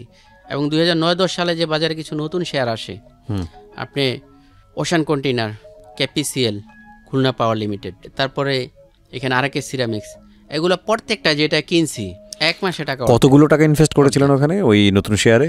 নতুন শেয়ার আমার এই টাকা 2 কোটি টাকা কম বেশি, মানে সমস্ত টাকাই আপনি ওখানে আমি একটা নতুন শেয়ারে কিনে করেছেন? একটা অর্ধেক হয়ে গেছে, আমি এইটা নিয়ে আর একটা ঢুকতাম। 2 কোটি পর্যন্ত গিয়েছিলেন আপনি? 2 কোটি টাকা, 2 কোটি টাকার উপরে আমার ইয়েতে আমি দেখছি, আমার পাসেস পাওয়ার 2 কোটি টাকার উপরে আছে। এখানে একটা জিনিস খেয়াল রাখবেন, কোথায় ছিল, মানুষের দোকানে কাজ করত, সেখান থেকে 2 কোটি টাকার মালিক ছিল শেয়ার বাজারে, এবং তারপরে নতুন কিছু শেয়ার কিনতে কি, কত সালের ঘটনা এটা? 2009-10 আমরা শেয়ার বাজারে যখন একটা বড় ধস নামলো, ওই সময় 10-এর আগে যখন বাজার একেবারে চূড়ান্ত উঠছে ওই পর্যায়ে। আচ্ছা, তো তখন আপনি হাফ হয়ে গেলেন, মানে রাতারাতি? হ্যাঁ। ওকে, তারপর ওশান কন্টেইনার কিনছি আমি, এটাও 4 দিনে আমার প্রায় 30%-এর মতো নেই। আরকে সিরামিক্স কিনছি, এটাও 4 দিনে 30% এরকম নেই। মানে এরকম 4-5টায় আমার একেবারে টাকা ধ্বংস হয়ে গেল। পরে বাকি টাকা একটা ইনভেস্ট করলাম, খুব একটা রিস্ক নেওয়া। এটা একটা কোম্পানি, তারা একটায় 3টা রাইট দিছে, একটা শেয়ার যা আছে এই সময় পর্যন্ত থাকলে তারা 3টা দেবে, 4টা শেয়ার আসবে, 3টা শেয়ারে মাত্র 30 টাকা জমা দিতে হবে, 3টা আসবে, 4টা। এটা দেওয়ার আগে তাদের ডিভিডেন্ডের সময় দেওয়া, বছরে যেটা মুনাফা ডিভিডেন্ড দিবে, আর 1 দিন বা 2 দিন পরে ডিভিডেন্ড ঘোষণা দিব। আমি দেখলাম যে যেহেতু এই কোম্পানি একটা 3টা রাইট দিবে, এই শেয়ারগুলো মানুষকে খাওয়ান লাগবে, আর যেহেতু কোম্পানি ডিভিডেন্ডের সময় 2-1 দিন পরে ডিভিডেন্ড ঘোষণা দিবে, কোম্পানি তো নিঃসন্দেহে ভালো ডিভিডেন্ড দিবে, ভালো বোনাস দিবে। আমি এটা পুরো টাকা এটা কিনলাম। পুরো টাকা বলতে কত টাকার? 1 কোটি টাকার উপর হবে। আচ্ছা, পুরো টাকা এটা কিনলাম। এটা কি মানে প্রাইমারি শেয়ার ছিল না সেকেন্ডারি শেয়ার? Secondary share. খুবই রিস্কি। সেকেন্ডারি শেয়ার, লাভও হয় এবং রিস্কি। হ্যাঁ, রিস্কি। কিন্তু ওইখানকার সিস্টেম হলো, আপনি যদি 1 কোটি টাকা কামায় আসেন, আপনারা কেউ বলবে না 10 টাকা খাওয়ান। আপনি 1 কোটি টাকা খুঁয়ে আসেন, আপনাকে কেউ 1 কাপ চা খাওয়াবে। শুধু কোম্পানি থেকে যারা ক্লায়েন্ট তাদের জন্য চা, ফিল্টার পানি, মামপানি, ওই টিফিন এগুলো দেওয়া থাকে, ওইখানে অফিস বয় থাকে, তারা তাদের সেবা করার জন্য থাকে। কিন্তু আপনাকে কেউ 10 টাকা দিবে না, আপনার থেকে কেউ 10 টাকা নিবেও না, আফসোসও করবে না। ওইটা একটা এরকম জায়গা। কারণ ওইটা যে বাজারে প্রতিদিন 1000 কোটি টাকা লেনদেন হয়, ওইখানে তো 2 কোটি টাকা কোনো টাকাই না। ওইখানে আমি ওই শেয়ারটা যেহেতু দেখলাম 1 দিন 2 দিন পরে কোম্পানি সারা বছরে প্রফিট দিবে, ডিভিডেন্ড দিবে, একটা 3টা রাইট ঘোষণা করছে কোম্পানি। এই রাইটটাও তো মানুষকে খাওয়াইতে হবে, নিতে হবে মানুষের। কোম্পানি নিঃসন্দেহে ভালো ডিভিডেন্ড দিবে, ভালো তার প্রফিট দেখাবে। আমি পুরো এটা কিনলাম, যেদিন কিনলাম ওই দিনই বিকালে কোম্পানি নিউজ দিছে, কোম্পানির খুবই বাজে নিউজ দিছে, মাত্র 2 পয়সা প্রফিট দেখাইছে বছরে শেয়ার প্রতি, আর ডিভিডেন্ড মাত্র 2% দিছে। ওই দিন তো আমি বুঝলাম যে আমার আর মনে হয় ফেরার কোনো পথ নেই। হওয়া পরের দিন আমি 15% সম্ভবত, আমার খেয়াল নেই, 15%, বাড়লে 15%, কমলে 15%। এটা এক সময় কোনো পার্সেন্ট ছিল না, পরে সার্কিট ব্রেকার দিয়ে দিয়েছিল সরকার থেকে যে এর নিচে কমতে পারবে না, এর নিচে বাড়তে পারবে না। কারণ অনেক সময় রিউমারের কারণে একদিনই দেখা গেছে 100 টাকা থেকে 10 টাকা হিসাব পড়লো, এরকম যাতে না হয়, 100 টাকা থেকে কমলে যাতে 10 টাকা কমে। পরের দিন যায় দেখি কোনো বায়ার নেই, দ্বিতীয় দিন কোনো বায়ার নেই, 10%, 15%, 2 দিনই কমলো, 30% নাই। এখন তৃতীয় দিনে দেখি বায়ার আছে, আমার কাছে আছে ধরেন 1 লক্ষ শেয়ার, বায়ার আছে 2-4-500, আমি সেল করুম কীভাবে? আস্তে আস্তে 2-3 দিন পরে কমতে কমতে যখন আপনি মনে করেন আমি ধরেন 100 টাকায় কিনছি, এখন 50 টাকায় আসছে, এবং 50 টাকা আমি বেচতে পারতেছি না, সেল করতে পারতেছি না। কারণ স্ক্রিনে দেখা যায় বায়ার আছে আপনার 2000, 4000, 5000, আমার কাছে আছে 1 লক্ষ। আমি যদি 1 লক্ষ মারা ধরি তাহলে তো বায়ারই থাকবো না। এইভাবে 2 সপ্তাহের মতো গেল, যাওয়ার পরে ওই টাকাও ধরেন আমি 100 টাকায় 30 টাকা ফেরত পেয়েছি, 70 টাকা লস। তার মানে আপনার 1 লাখ টাকায় আপনি 1 কোটি টাকায় আমি 30-35 লক্ষ টাকা ফেরত পেয়েছি, বাকি 70 লক্ষ টাকা আপনার লস সর্বোচ্চ 2 সপ্তাহের ভিতরে। আমি শেয়ার বাজার বুঝি না, আমার শেয়ার বাজারে কখনো কোনো ইনভেস্ট করার কোনো ইচ্ছা হয়নি, এটা আমার একদম ব্যক্তিগত ওপিনিয়ন। এখানে শেয়ার বাজার বোঝা অনেক শ্রোতায় আছেন, হয়তো কিছু বিষয়ে তারাই ভালো জানবেন, কিন্তু আমার খুব সহজ একটা প্রশ্ন, আপনি যে 1 কোটি টাকা ইনভেস্ট করে 30 লক্ষ টাকা আপনার রিটার্ন আসলো, বাকি 70 লক্ষ টাকা আপনি লস করলেন, এই 70 লক্ষ টাকা কোথায় গেল? এই 70 লক্ষ টাকা কোথায় গেল? আমি যার থেকে কিনছি, ধরেন আমি 100 টাকায় কিনছি, কথার কথা আমি 100 টাকায় কিনছি, সে তো 100 টাকায় বিক্রি করছে, হ্যাঁ, তার হয়তো অনেক কমে কিনা ছিল বা তার হয়তো বেশিতে কিনা ছিল, সেও লস দিয়ে বিক্রি করছে। হ্যাঁ, আমি 100 টাকা বিক্রি করছি, সে 1 কোটি টাকা পাইছে, হ্যাঁ, যে আমার কাছে বিক্রি করছে, আমার টাকাটা তার কাছে গেছে। এখন আমি যে আবার বিক্রি করছি, আমারটা যে কিনছে তার থেকে টাকা আমার কোটে আসছে। কোম্পানির লাভ কি এখানে? কোম্পানি তো শেয়ার ছাড়লো, কোম্পানি শেয়ার ছাড়াই হলো, কোম্পানি এটা মূলত তো ওই নিয়ম তো আমাদের এখানে করে না। কোম্পানি দেখা গেছে কোম্পানি ব্যবসা করতেছে, ব্যবসা করার প্রয়োজনে কোম্পানির টাকা দরকার, কোম্পানিতে সে কিছু উন্নয়ন করব কোম্পানিতে বা আরেকটা শাখা বাড়াবে, এই জন্য কোম্পানির 50 কোটি টাকা দরকার, কথার কথা, সে বা 100 কোটি টাকা দরকার, সে সরকারের কাছে আবেদন করবে, সরকার তার কোম্পানি দেখা যদি মনে করে যে হ্যাঁ তারে দেওয়া যায়, সে বাজার থেকে নিতে পারে। কোম্পানি বাজারে ধরেন 10 টাকা ফেস ভ্যালুতে সে শেয়ারগুলো বাজারে ছাড়লো, অর্থাৎ সে এই 10 টাকার সেই কোম্পানি মালিক, যে 10 টাকা দিয়ে একটা শেয়ার কিনলো সেই কোম্পানি 10 টাকার মালিক। ধরেন এটা 5,000 কোটি টাকার সম্পদ, 5,000 কোটি টাকা থেকে সে 10 টাকার মালিক। এখানে যদি লস হয় তার এই 10 টাকা থেকে লস হবে, লাভ হয় তার এই 10 টাকা থেকে লাভ হবে। এইভাবে ধরেন কোনো কোম্পানি 50 কোটি, 100 কোটি, 200 কোটি, 500 কোটি টাকা উঠায় নিতেছে। আলটিমেটলি ওই কোম্পানি যে শেয়ারগুলো ছাড়ছে সেটার উপরই এক ধরনের গ্যাম্বলিং, এক ধরনের জুয়া ধরা। আমি যেটা আমি শেয়ার বাজার বুঝি না, এখানে যারা অনেকে আছেন, আমি সরি টু সে, আমরা কিন্তু উনি যেটা বলছেন সেটাই যে আসলে শেয়ার বাজার, সেটা আমরা বোঝাচ্ছি না। অনেক শ্রোতা আছেন যারা শেয়ার বাজার অনেক ভালো বুঝেন, আর উনি শেয়ার বাজার বিশেষজ্ঞও না, উনি ওনার মতো করে একজন ক্রেতা হিসেবে ওনার মতো করে জিনিসটা ব্যাখ্যা করেছেন। আর আমি মোটেও ব্যক্তিগতভাবে শেয়ার বাজার বুঝি না, আমি বুঝতেও ঠিক চাই না। সুতরাং সেই জায়গাটি থেকে আমরা শেয়ার বাজার নিয়ে কোনো কিছু ক্লাসিফাই বা ব্যাখ্যা কোনো কিছুই করছি না, আমরা জাস্ট কোয়ারি একটু জিজ্ঞেস করছিলাম যে বোঝার জন্য, বাট আমি বুঝিনি। আমার মনে হয় আমি কখনোই বুঝতে পারবো না, আমার কাছে খুব কঠিন মনে হয়। আমি আপনার জায়গাটা থেকে একটু সামনের দিকে আগাতে চাই। একটা যেটা হচ্ছে যে আপনি লস খেয়ে গেলেন, 70 লক্ষ টাকা নাই, তারপরে আপনার কাছে 30 লক্ষ টাকা আছে, তারপর কি করলেন? এই টাকাও আমি ওখান থেকে তখন তো আর ব্রেন কাজ করে না, তখন এই টাকাটাও আমি ওখান থেকে আর উঠায় আনিনি, যা হয় হোক, যা হয় হোক। তখন এরকম বলতাম যে দেশের থেকে তো টাকা নিয়ে আসি নেই, ঢাকা শহরে কামাইছি, গেলে ঢাকা শহরে থুয়ে যাবো। তখন মানে এক ধরনের যে একটা মানসিক কি বলে, একটা মানসিক রোগীর রকম অবস্থা, এটা তো নিজেরটা নিজে বোঝা যায় না। তখন এইটা দিই ওই সময় কি মানে শুধু আপনারটা এরকম হলো নাকি বড় ধরনের একটা ধস নামলো শেয়ার বাজারে? বড় ধরনের ধস, সবারই কি একই অবস্থা? আমার 25 লক্ষ এখানে তখন বিনিয়োগকারী ছিল। 25 লক্ষ বিনিয়োগকারী থেকে হয়তো এখানে ধরেন আপনি 10 লক্ষ বিনিয়োগকারী হয়তো টাকা সরায় নিয়ে যেতে পারছে, বা 10 লক্ষ বিনিয়োগকারীর কিছু অংশ গেছে, 100তে 1 টাকা গেছে। আর 15 লক্ষ ভিতরে ধরেন 5 লক্ষ যারা হুজুকে আসছে, হুজুকে 1 মাসের জন্য আসছে, নিয়ে গেছে, তারা পাচ্ছে। আর বাকি 10 লক্ষর অবস্থা কি হতো ওই সময়টাতে? আপনারা তো ওখানে থাকতেন, কিরকম মানুষ? তো আমরা দেখতাম যে খবরের কাগজে বা অন্য কোথাও অনেক সিন ক্রিয়েট করতো, অনেক রকমের টেনশন ফিল হতো, হার্ট ফিল করতো। হ্যাঁ এরকম হয়তো। ওইখানে ওই যে টাকা যারা সরাই নিতে পারেনি ওই সময়, যখন আপনি 2010-এর ওই ধসটা শুরু হয়, তখন তো অনেকে চিন্তা করছে, আরে আমি এটা 100 টাকাতে কিনছি, এখন 50 টাকা হয়েছে, এখন 50 টাকা বিক্রি করবো, যা হয় হোক। কিন্তু সে তো ভাবে না যে 50 টাকা থেকে এটা 5 টাকা আসতে পারে। রাইট, মানুষ যখন এটা ইনভেস্ট করে তখন কিন্তু লসের কথা খুব কমই চিন্তা করে, লাভের কথাই চিন্তা করে। কারণ কোনো একটা কোম্পানি 505 টাকা ছিল 2010 সালে, 500-550 টাকা ছিল, বা 700 টাকা পর্যন্ত আমি দেখছি, এখন 27 টাকা, 550 থেকে মাত্র 27 টাকা। অথচ ওই কোম্পানিও কিন্তু ওইরকম কোনো লস করে নেই। আচ্ছা, এগুলো তারা অনেক সময় আইন বলে নিজের হাতে রেখে, এরা কোম্পানি যে প্রফিট, বাজার যখন ভালো থাকে বেশি দেখায়, আবার যখন বাজার খারাপ থাকে, এমনি বাজার খারাপ, তারা প্রফিট আরও কম দেখায়। 700 টাকা থেকে 27 টাকা এরকম আছে, আমি কয়েকদিন আগে দেখছি টিভির স্ক্রিনে যে 27 টাকা যেতেছে, এটা 700 টাকা আমি দেখছি। আবার অনেক ভালো কোম্পানিও আছে, BATBC বাংলাদেশ টোবাকো একটা কোম্পানি আছে, আমি এটা 147 টাকায় কিনছি, কিনা আমি 165 টাকায় বিক্রি করছি। তখন তো আর আমার এইগুলা গবেষণা করা, অ্যানালাইসিস করা ওই রকম জ্ঞান তো আর আমার নেই। 47 টাকা কিনছি, 65 টাকা পাইছি, লাভ হয়েছে, বিক্রি করে দিছি। আজকে যে 2009-10 সালে বা 8 সালে এটা কিনছে, আজকে তার বাজার মূল্য 3500 টাকা। আমি গত সপ্তাহে দেখছি 3500 টাকা, কারণ এই কোম্পানি বছরে সম্ভবত 400% ডিভিডেন্ড দেয়। তো বিশাল অঙ্কের মালিক, 400% ডিভিডেন্ড দেয় বাংলাদেশ টোবাকো। এটা যদি কারো কাছে আপনার 2000 থাকে তার শহরে একটা 4 তলা বাড়ি থাকা প্রায় সমান কথা। এটা তো আমি যেটা বুঝলাম যে শেয়ার বাজার যারা বিশেষজ্ঞ তারাই খুব ভালো করে বুঝতে পারবেন যে কোথায় যাচ্ছে, কোম্পানি ভবিষ্যৎ কি হবে, কি হতে পারে, কি হবে এই কোম্পানির ভবিষ্যৎ, কি হয়তো খারাপ হবে না ভালো হবে। আবার অনেক সময় কিছু কি বলে ব্যবসায়ী থাকে, মানে ব্যবসায়ী রাজনীতিবিদ থাকে যাদের অনেক সময় সরকার পরিবর্তন হইলেও খারাপ হয় অবস্থা, সরকার পরিবর্তন হইলে ভালো হয় অবস্থা, এইসব জিনিসগুলো বোঝা। এবং তারা কি করতেছে এটা যারা এইগুলো বোঝে, আমি তো কম্পিউটার চালাইতে পারি না, আমি ফেসবুকই চালাইতে পারি না, আমি তো এক ধরনের, আমি সেটাই বলছি আপনাকে যে আপনি 70,000 টাকা থেকে ইনভেস্ট করে আপনার যত টাকা ছিল 47 লক্ষ সব ইনভেস্ট করলেন, 2 কোটি টাকার মতো ওখানে গেলেন এবং তারপরে লস করতে করতে 30 লাখ, এবং সেটাও আপনি ছেড়ে রাখলেন যে জানেন না যা হয় হোক। তারপর এরপরে এখানে এটাও খাটাইতে খাটাইতে পরে এক সময় দেখলাম যে না আর সম্ভব না, আমার আর ফেরার কোনো পথ নেই।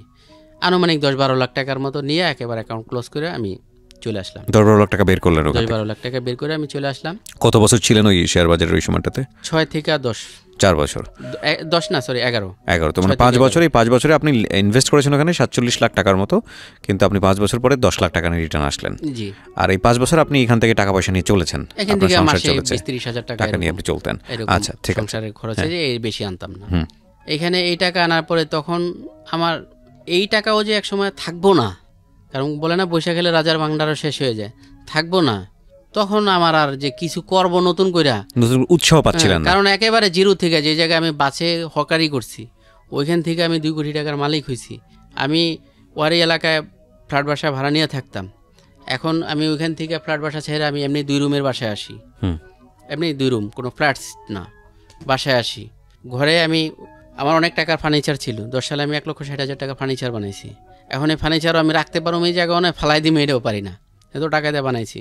2 রুমের বাসায় আসি, 2 রুমের বাসা থেকে আমি ফ্ল্যাট সিস্টেম 1 রুমের বাসায় আসি।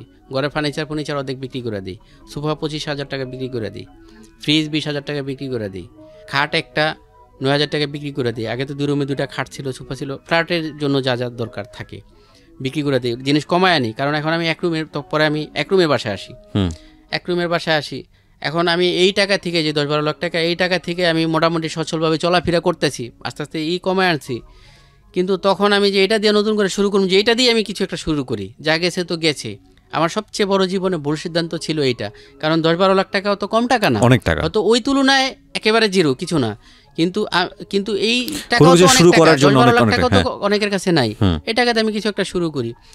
আমি কোনো মার্কেটে মানে একেবারে মানসিক অবস্থায় এই টাকাটা দিব্যি বাজার সদাই করতেছি, পোলাপান লেখাপড়া করতেছি। টেনশন হচ্ছিল না যে এই টাকাটা শেষ হয়ে যাচ্ছে? একেবারে টেনশন। আমি ডাক্তার দেখায় আমার নিয়মিত 2টা ওষুধ খেতে হয়, প্রেশারের ওষুধ আর একটা, এটা ব্রেন ঠান্ডা রাখা এবং ঘুমের জন্য কাজ করে, নিয়মিত খাইতে হয়। আমি আর কোনো কিছু করার রকম অবস্থা নাই। মানুষ জিজ্ঞেস করে কি ব্যাপার, আপনি কি করেন, কি বা এই কয় না, মানে এখন আমার একেবারে মানে আমি একেবারে কয় না, মানুষের পতন আসলে যা হয়। আর আত্মীয় স্বজন সবাই ভাবতেছে যে আমার কোনো বড় ধরনের টাকা ব্যাংকে আছে, ব্যাংকে 1 লক্ষ টাকায় মাসে 1,000 টাকা দেয়, এরকম সবাই জানে যে আমার হয়তো বড় ধরনের টাকা ব্যাংকে রাখা আছে, ব্যাংকের থেকে আমি মাসে হয়তো 20-30 হাজার টাকা পাইতেছি, ওইটা দিয়ে আমি খাইতেছি। কিন্তু আমি যে নগদ টাকা পয়সা খাইতেছি, যা করতেছি সমস্ত কিছু, এটা কেউ বোঝে নেই। আস্তে আস্তে এই টাকাও শেষ, আর নাই। কয়েক বছর খাইতে খাইতে, কারণ আর আমার ঘরের প্রতি কেনাকাটা করা, বাজার সদাই করা, মানে আমার এলাকায় যদি 100 লোক থাকে এর ভিতরে মানে আমার বাজারের হাত খুব ভালো ভালো সবসময়। আমার অন্য কোনো যেহেতু নেশা পানি কোনো কিছু নাই, এবং মানুষের পরনারীর প্রতি কত রকম কত কিছু, আমি আমার স্ত্রী দিয়ে 100% সন্তুষ্ট। এবং আমার এই অবস্থায় অনেকের স্ত্রীও চলে যায়, কিন্তু আমার স্ত্রীর একই কথা, তোমার ভালো ছিল, ভালো অবস্থায় রাখছো, এখন খারাপ আছে, খারাপ অবস্থায় রাখতেছো। মাশাআল্লাহ, তোমার ভিতরে তুমি যখন লাখ টাকা ছিল তখন ওইরকম আনছো, খাওয়াইছো। এবং আমার স্ত্রীর সম্পূর্ণ আমি শুরু থেকেই বলেন ডিমের খোলসের ভিতরে যেরকম এরকম রাখার চেষ্টা আমি করছি। জীবনে কোনোদিন বেপরদা করি নাই, জীবনে কোনোদিন শপিং সেন্টারে নিলেও আমার আগে থেকে বাছাই করে রেখে আসতাম এই জিনিস আমি কিনবো, শুধু তারে নিতাম। ধরেন আমি যদি 15,000 টাকার কেনাকাটা করি, মানুষ 15 দিন লাগায়, আমার আধা ঘন্টা। আর আমার টাকা দিতে হতো না, যেহেতু চেনা জানা দোকানে যেতাম, 3 পিসের দোকানে যেতাম, 5টা নামাইতাম, এখান থেকে 2-4টা যা পছন্দ হয় নেও। জুতার দোকানে যেতাম পরিচিত, এখান থেকে জুতা দেখো কোনটা তোমার কোনটা পছন্দ হয় না, ঠিক আছে এটা পছন্দ। আর বেশিরভাগ আমার পছন্দই ওর পছন্দ থাকতো। এবং টেইলার্সও আমি দোকানে নিয়ে মাপ দেওয়াইতাম না, টেইলার্স ঘরে নিয়ে আসতাম, নিজের সামনে থেকে মাপ দেওয়া, এবং টেইলার্সে বলতাম নামটা লেখা রাখবেন, পরবর্তীতে কাপড় দিলে যাতে মাপ না লাগে এই মাপেই বানাইবেন, আর গলাগুলা যা লাগে আপনি পছন্দ মতো বানাই দিবেন। আর আমি শুরু থেকেই বললাম যে যখন আমি মাত্র অল্প কিছু 150 বা 180 টাকা বেতনে কাজ করি, তখন থেকে আমি শানমুন টেলার্সের শার্ট পরি। 80 টাকা যখন শানমুন টেলার্স শার্ট বানায়, তখন থেকে আমি 350 টাকা পর্যন্ত শানমুন থেকে বানাইছি। শানমুন টেলার্স ফপসি থেকে আমি প্যান্ট বানাইছি। আমি এবং আমি এরশাদের আমলে আমি 1,500 টাকা দামে জুতা পরছি। আমি একটু থাকতাম, ফ্রেশ থাকতাম। আর পোশাক আশাকের দোকানদার এইগুলো কিন্তু এমনিও একটু ফ্রেশ থাকতে হয়। আর পরে যখন এই যে মহাজন হয়েছি, তখন তো আর আর্থিক সমস্যা নেই। এরপরে ওই টাকা বৈশা এই টাকা দিয়ে সংসার চলছে, বাজার খরচ, সমস্ত কিছু, বাসা ভাড়া, স্ত্রী সন্তানের ভরণ পোষণের ব্যবস্থা, বাচ্চাদের পড়ালেখা, সব কিছু।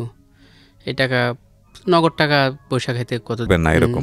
হ্যাঁ এরকম কিছু করতে গেলে আমি তখন চিন্তা করছি যে আমি যে এত ছোট থেকে এত ইয়েতে আসছি, আর আগে যেরকম অল্প টাকায় ব্যবসা বাণিজ্য করার একটা পরিবেশ ছিল, এখন আর ওই মেন্টালিটিটা নাই, এখন আর ওই পরিবেশের নাই। যেমন আমি যে মার্কেটে বিনা টাকা অ্যাডভান্স নিয়েছি, বিনা টাকা অ্যাডভান্সে প্রথম আমি দোকান নিয়েছি 96 সালে, ওই মার্কেটে এখন দোকান নিতে গেলে 5 লক্ষ টাকা অ্যাডভান্স। তারপরে তখন ভাড়া ছিল না, ভাড়া ছাড়া ওপেনিংয়ে। আর এখন আপনি 15 থেকে 25,000 টাকা ভাড়া। আচ্ছা, এরপরে আপনার অন্তত আরো 5 লক্ষ টাকা মাল উঠানো। তারপরে এখন ওই আগের মতো ওই ব্যবসা নাই। আগে যেরকম 12 মাসই কম বেশি রেডিমেড পোশাকের ব্যবসা হইতো, আর এখন প্রত্যেকটা এলাকায় অলিগলিতে, বাংলাদেশে এমন কোনো জেলা বাকি নেই, প্রত্যেকটা গলিতেই দোকান আছে। এখন আর মানুষ আগে যেরকম হাতে গোনা কিছু market, elephant road, new market, মৌচাক, বঙ্গবাজার, এরকম এখন আর এই প্রত্যেক জেলায় জেলায় এর চেয়ে অনেক ভালো ভালো মার্কেট আছে। কিভাবে কি করব? তারপর ওই মার্কেটে আমি 1600 ব্যবসায়ীর ভিতরে আমি অন্যতম একজন ভালো ব্যবসায়ী ছিলাম। এখন ওইখানে যে আমি আর কুলে উঠতে পারুম না, সেই তারপরে বিভিন্ন মার্কেটে গেছি, কম বেশি করছি, হয় না। তারপরে এভাবে চলতে চলতে আস্তে আস্তে একেবারেই শূন্য অবস্থায়। লাস্ট বিবির কাছে দেনমোহরের আনুমানিক হয়তো $1-2 টাকা ছিল কম বেশি। এই টাকাটাও উঠায় এই সংসারের পিছিয়ে খরচ করলাম। আর আমার বিবি এরকম একজন মানুষ, 17 বছরের সংসার জীবনে সে 17 টাকা এখন পর্যন্ত খরচ করে নেই আমার থেকে। Very interesting. 17 বছরে সে 30 টাকা খরচ করছে। এই 30 টাকা আমি তারে টাকা দিয়েছি এবং বলছি যে বাচ্চার স্কুলের ছুটির পরে বাচ্চা যখন নিয়ে আসবা, স্কুলের সামনে একটা সবজির দোকান আছে, ওইখান থেকে 20 টাকার কাঁচামরিচ আর 10 টাকা ধইনা পাতা আনবা। এই 30 টাকা তার হাতে সে 17 বছরে খরচ করছে। সে কিরকম মানুষ, তার দুনিয়া বলতেই আমি আর আমার সংসার, এটুকুই তার দুনিয়া। বাহ, দুনিয়া অসাধারণ। না, আমি অসাধারণ বলছি এই কারণে যে প্রতিটা মানুষই তার মতো হবে বিষয়টা এরকম না, কিন্তু সে তার জায়গায় অসাধারণ এই কারণে যে তার হাজবেন্ড তাকে খুব প্রশংসা করছেন। এই জায়গাটা থেকে আমি বলবো যে অসাধারণ। হাজবেন্ড অ্যান্ড ওয়াইফের লাইফে সবচেয়ে বড় অ্যাচিভমেন্টের জায়গাটা হচ্ছে ওয়াইফ যদি তার হাজবেন্ডকে মন থেকে প্রশংসা করে, এবং একই সাথে ভাইস ভার্সা আমরা যদি বলি যে হাজব্যান্ড যদি তার ওয়াইফকে মন থেকে প্রশংসা করে। এখন সেটা কি হলে তাদের মনোরঞ্জন হবে সেটা অন্য বিষয়, কিন্তু প্রশংসার জায়গাটা যদি দ্বিপাক্ষিকভাবে থাকে তাহলে এটা হচ্ছে সবচাইতে দাম্পত্য জীবনের সবচেয়ে বড় অর্জন। এটা আমার ব্যক্তিগত ওপিনিয়ন, আমি মনে করি, যেটা সত্যিকার অর্থেই বর্তমান সমাজে মেলা খুবই ভার, খুবই মুশকিল। বলুন। এই যে আমি যে দেড়মোহরে 2-2.5 লক্ষ টাকা দিছি, এই 2.5 লক্ষ টাকাও সে ওখান থেকে 2.5 টাকাও ভাঙেনি। পুরো টাকাই যখন পরে আমি অভাবে পড়ছি আমার ফেরত দিছি। এই টাকাও এমনি সংসারের পিছনে ইটি করে খরচ করে শেষ। এখন আমারও যেহেতু কোনো শিক্ষাগত যোগ্যতা নাই, কোনো চাকরিও করতে পারতাছি না কোনো জায়গায় চেষ্টা করে। এরপরে দেখেন কি ভয়াবহ পরিস্থিতি। আমি যেখানে একজন ভালো প্রতিষ্ঠিত মহাজন ছিলাম, ওইখানে আমি চাকরির জন্য যাই। বিভিন্ন দোকানে আকার ইঙ্গিতে একটু ভেঙে একটু বলি যে আমার একটা দোকানে সেলসম্যান হিসাবে। তারপরে আমার সেলসম্যান যারা ছিল তাদের কাছে আমি বলে আসছি যে আমার কোনো একটা জায়গায় পারলে দেখো একটা দোকানে উঠাই দিও।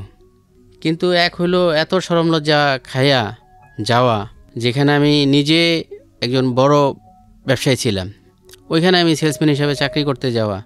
হয়তো আমার কাছে যারা চাকরি করছে তারাও এখন মালিক, মহাজন। এখন আমার দোকানে যে চাকরি করছে আমি তার দোকানে কিভাবে চাকরি করি, অথবা তার সাথে একই সাথে কিভাবে আরেক দোকানে চাকরি করি। এই যাই ঢাকা যাই আসি বিভিন্ন মার্কেটে, বিভিন্ন জায়গায় যেখানে আমি আগে ব্যবসা বাণিজ্য করতাম, চিনা জানা আছে ক্যান্ডিগঞ্জ, এই জায়গায় ওই জায়গায়। তারপরে আবার শিক্ষাগত যোগ্যতা থাকলেও হয়তো কোনো একটা যারা হোলসেলার তাদের ওইখানে হয়তো একটা ম্যানেজার হিসাবে বা কোনো একটা হিসাবে, যেহেতু আমার সবাই জানে আমি কোনো খারাপ কোনো এই জগতে যে মানুষ এগুলো করে নেশা পানি বা জুয়া কত রকম কত এইসব কোনো কিছুতে নাই।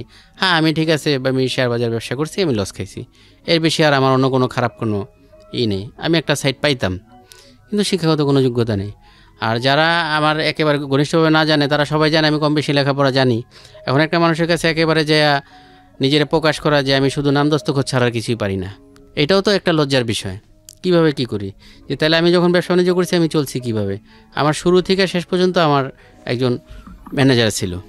ভাগ্য কি দেখেন, ওরা স্থানীয়, ওর এখন 12 তলা বাড়ি, ঢাকা শহরে গোলাপবাগে 12 তলা বাড়ি, যে আমার কাছে আমার শুরু থেকে শেষ দিন পর্যন্ত আমার দোকানে চাকরি করছে। মানে ওরা ঢাকার স্থানীয়, তো আগে পুরান বাড়ি ছিল, ওর বাবা মা দুইজনে স্ট্রোক করে একই বছরে মারা গেছে। ওর আত্মীয় স্বজনরা এই পুরো জায়গার কাগজপত্র ঠিক করে একটা ডেভেলপারে দিয়ে দিছে। এটা এখন একটা 12 তলা বিল্ডিং, যে আমার কাছে চাকরি করছে। এখন আমি, মানুষ দিন দিন উন্নতি হয়েছে, আমি ধ্বংস হয়েছি। আমি কিভাবে কি করি?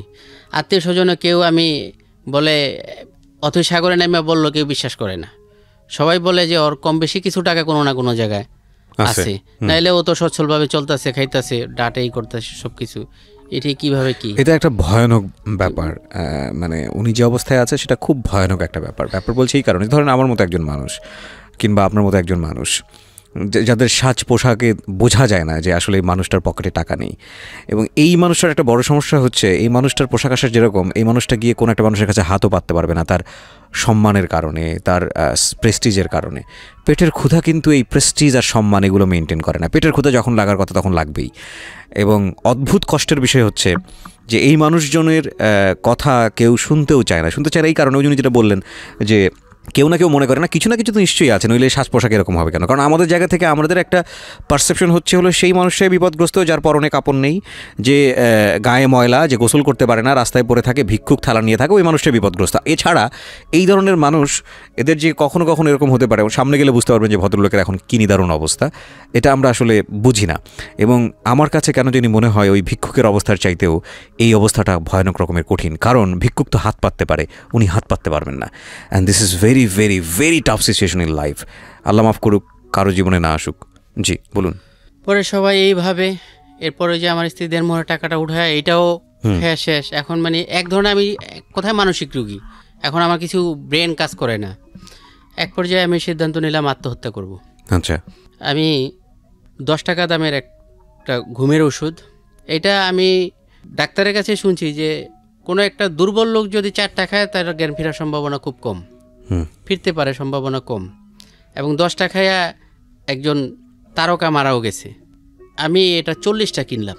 4টা খাওয়ার পরে জ্ঞান ফেরার সম্ভাবনা কম দুর্বল লোকের। আমি পুরুষ মানুষ, আমার জন্য 10টা যথেষ্ট। আমি 40টা কিনলাম। কিনা আমি একদম সুন্দরভাবে ওই দিন গোসল টোসল কইরা, ফ্রেশ হইয়া, নামাজ পড়া, নিজে নিজে তবা কইরা, আমি ওষুধ নিয়ে কোনো একটা ভালো রেস্টুরেন্টে গেলাম।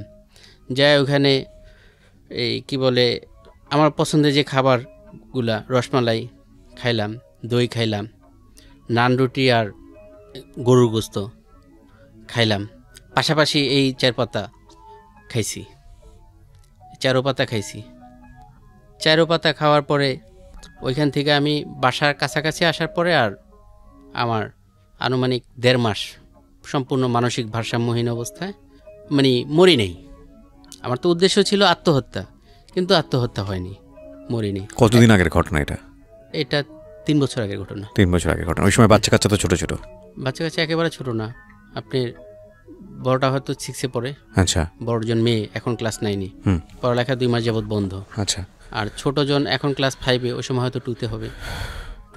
মানে লেখাপড়া বন্ধ হয়ে গেছে। দুজনের পড়ালেখা 2 মাস যাবৎ বন্ধ। আজকে দুজনের পরীক্ষা চলতেছে, কিন্তু পরীক্ষা দেওয়ার কোনো কারণ, পড়াইতে পারি নাই, স্কুলে পাঠাইতে পারি নাই, ফিস নাই, সবকিছু মিলে। জি।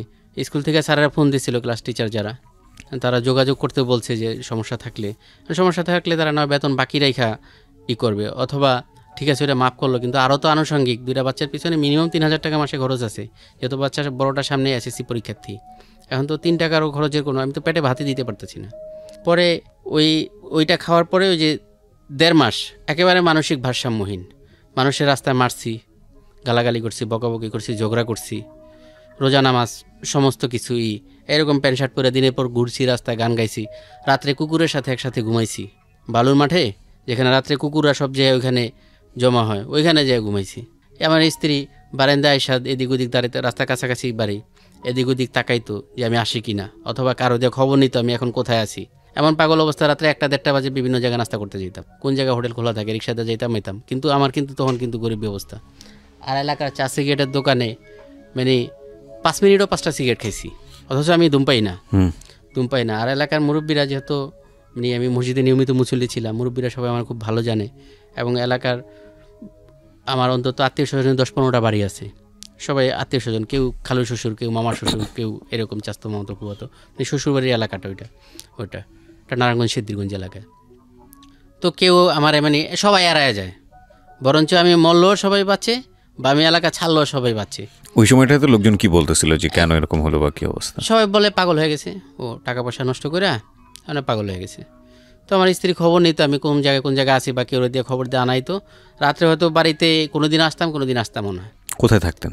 রাস্তায়, অথবা কোনো চার দোকানে, অথবা যেখানে রাত্রে আড্ডা হয়। 1-1.5 মাস পরে আমাদের ওইখানকার একজন ইমাম, যে কারি, হাফেজ, মাওলানা, মুফতি, মুহাদ্দিস, মানে ইসলামী লাইনের সমস্ত টাইটেল তার আছে, এবং সে নিঃসন্দেহে একজন বুজুর্গ ব্যক্তি।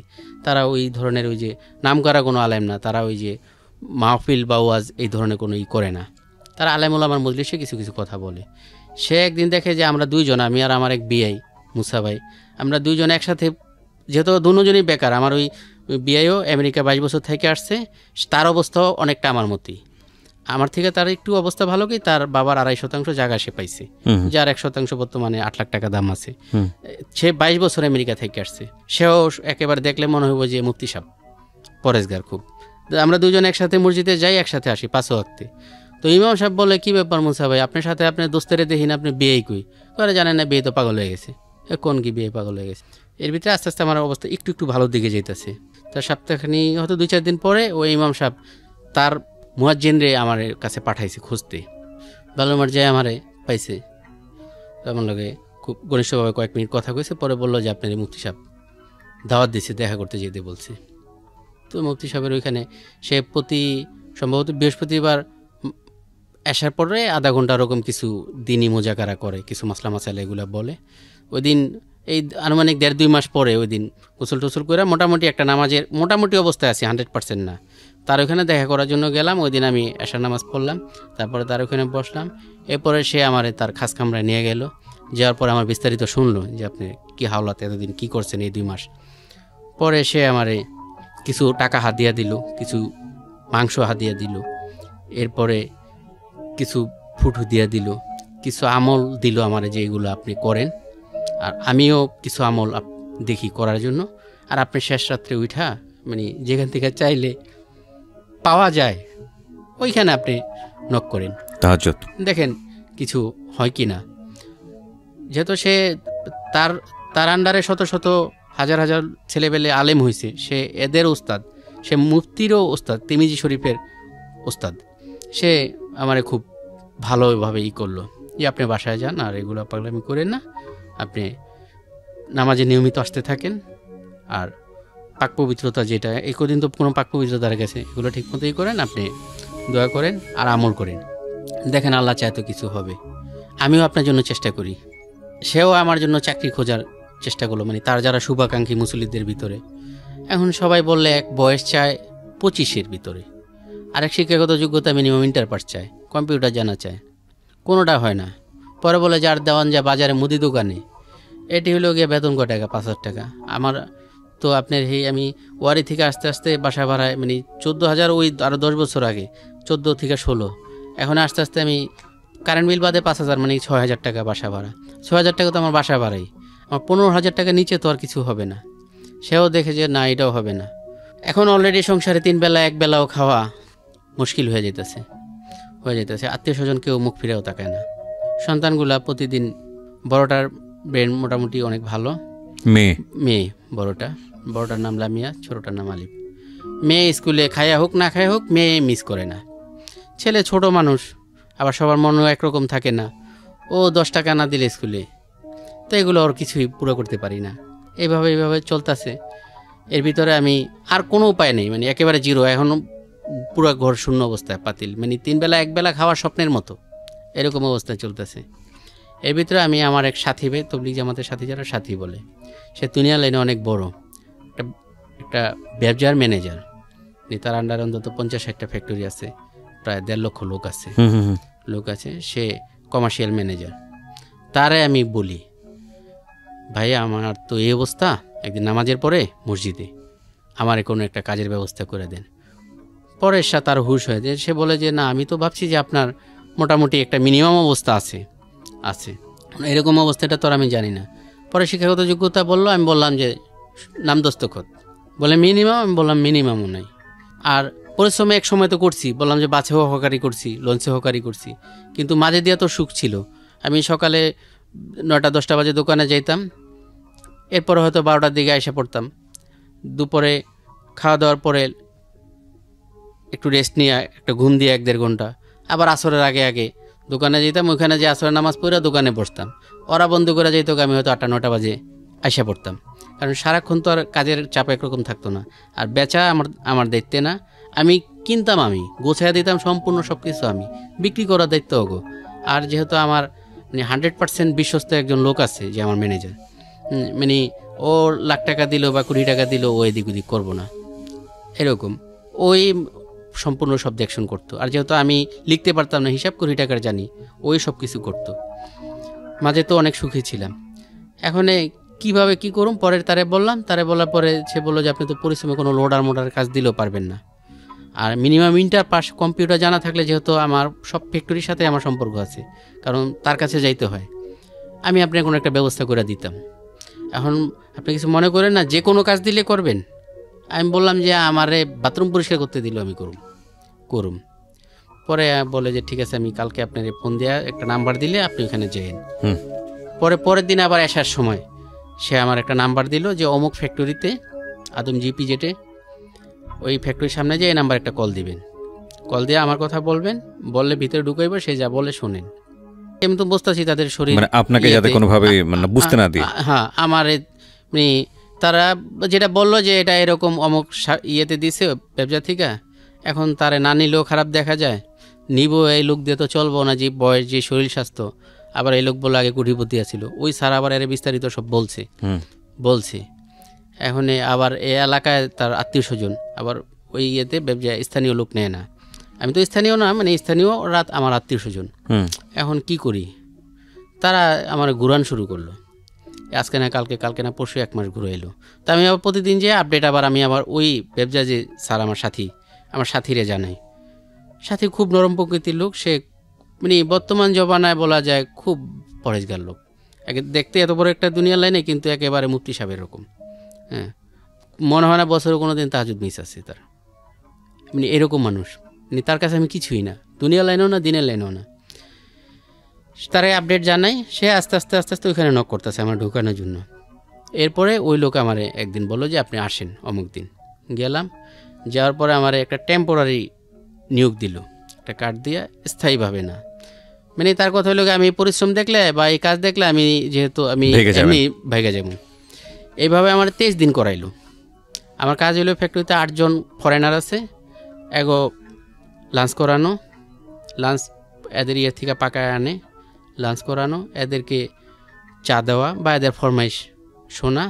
আর এমনি অফিসারদের ওই শুধু 2 বেলা, 2 বেলা শুধু, আর 7-8 জন আছে, তাদেরকে 2 বেলা টাইম করা, চা দিয়ে আসা, সকালে 10টার দিকে একবার, আর ওই লাঞ্চের পরে একবার। এদেরকে আর কোনো এদের নেই। এইভাবে তো হ্যাঁ, চিন্তা করছে এই চা টানার কাজ কি করব আমি 23 দিন। সে বলছে যে যা বলে, আমার ওই সাথী বলছে আপনি কিছু শুনবেন না, আপনার কাজ আপনি করবেন, আপনি যদি বাইর করে দেয় আমি তো আছি। আমি 23 দিন করলাম। এখন দেখা যায় এই লোক তো যাবে না, আমি টাইম মতো আসতেছি, টাইম মতো যাইতাছি। মানে মাস শেষ, স্যালারি শিট তৈরি করতে হবে, এখন তো নিয়োগ দিতে হবে। 23 দিন পর আমার নিয়োগ দিল, সম্ভবত 5,600 টাকা বেসিক সব কিছু মিলে। প্রথম মাসে 10,000 টাকার কিছু কম আসলো। প্রতিদিন 2 ঘন্টা বা 3 ঘন্টা, সম্ভবত 2 ঘন্টা ওভার টাইম থাকতো। মোটামুটি 1-2 মাস করার পরে আমার একটু প্রমোশন দিল কি আমার মেসেঞ্জার হিসাবে একটা দায়িত্ব দিল। ওইখানে প্রোডাকশন জিএম যে আছে, সে ফরেনার, তার একটা লোক সে চাইছে কোম্পানির থেকে যে আমার একটা লোক লাগবো, আমার যত স্যাম্পল আছে বিভিন্ন বাইং হাউজে, এই যে আপনাদের গুলশানে, বনানীতে, উত্তরা, বারিধারা ডিউএইচএস, মহাখালী ডিউএইচএস, এই বাইরের অফিসে আসা যাওয়ার জন্য হয়তো একটা প্রোডাকশন স্যাম্পল বা ডেভেলপমেন্ট স্যাম্পল এটা দিয়ে আসবো, অথবা তাদের কাছ থেকে একটা অরিজিনাল স্যাম্পল এটা নিয়ে আসবো। একেবারে লেভেল থেকে শুরু করে সব কিছু এগুলো তাদের থেকে অ্যাপ্রুভাল নিয়ে আসতে হয়। আচ্ছা, এটা তাদের কাছে নিয়ে যাব, আবার তারা এটা অ্যাপ্রুভাল দিয়ে দিবে, হয় এটা ক্যান্সেল করবে অথবা অ্যাপ্রুভাল দিবে, তারপরে ওটা তৈরি করবে ওইটা। হ্যাঁ, আমি আবার ফ্যাক্টরিতে নিয়ে আসবো। প্রতিদিন 9টা থেকে আমার ডিউটি শুরু, শেষের কোনো সময় নেই। বলছে 9টা থেকে শুরু, কিন্তু শেষের কোনো সময় নেই। 6টা বাজে অফিসে সবাই যাবো, এমন হইতে পারে 6টা বাজে তোমার ডিউটি আবার শুরু, তোমার এখান থেকে যদিপুর যেতেইব বা ময়মনসিংহ যেতেইব। তো এই কাজ এই যুগে ছেলেবেলে করতে রাজি না, তারা এরকম কাজ তারা ভাগে। তো আমার ওই স্যারে পছন্দ করে নিল যে না, ওরে দিয়ে হইব।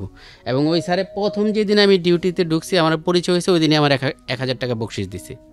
সে পাকিস্তানি বংশোদ্ভূত আমেরিকান, কারণ তার নিট বেতন 2.5 লক্ষ টাকা, সব কিছু মিলিয়ে 4 লাখ টাকার মতো আসে তার বেতন এই বাংলাদেশে, নারায়ণগঞ্জ জিপি, যেটা আদমজি। না, এরকম অনেক বাইরের ফরেনার আছে যারা প্রচুর টাকা ইনকাম করেন বাংলাদেশে। ওই স্যারটা খুবই ভালো লোক, প্রথম দিন থেকে আমার সে একেবারে মানে আপন, মানে তার কাছ থেকে সব ধরনের সহযোগিতা আমি পাই।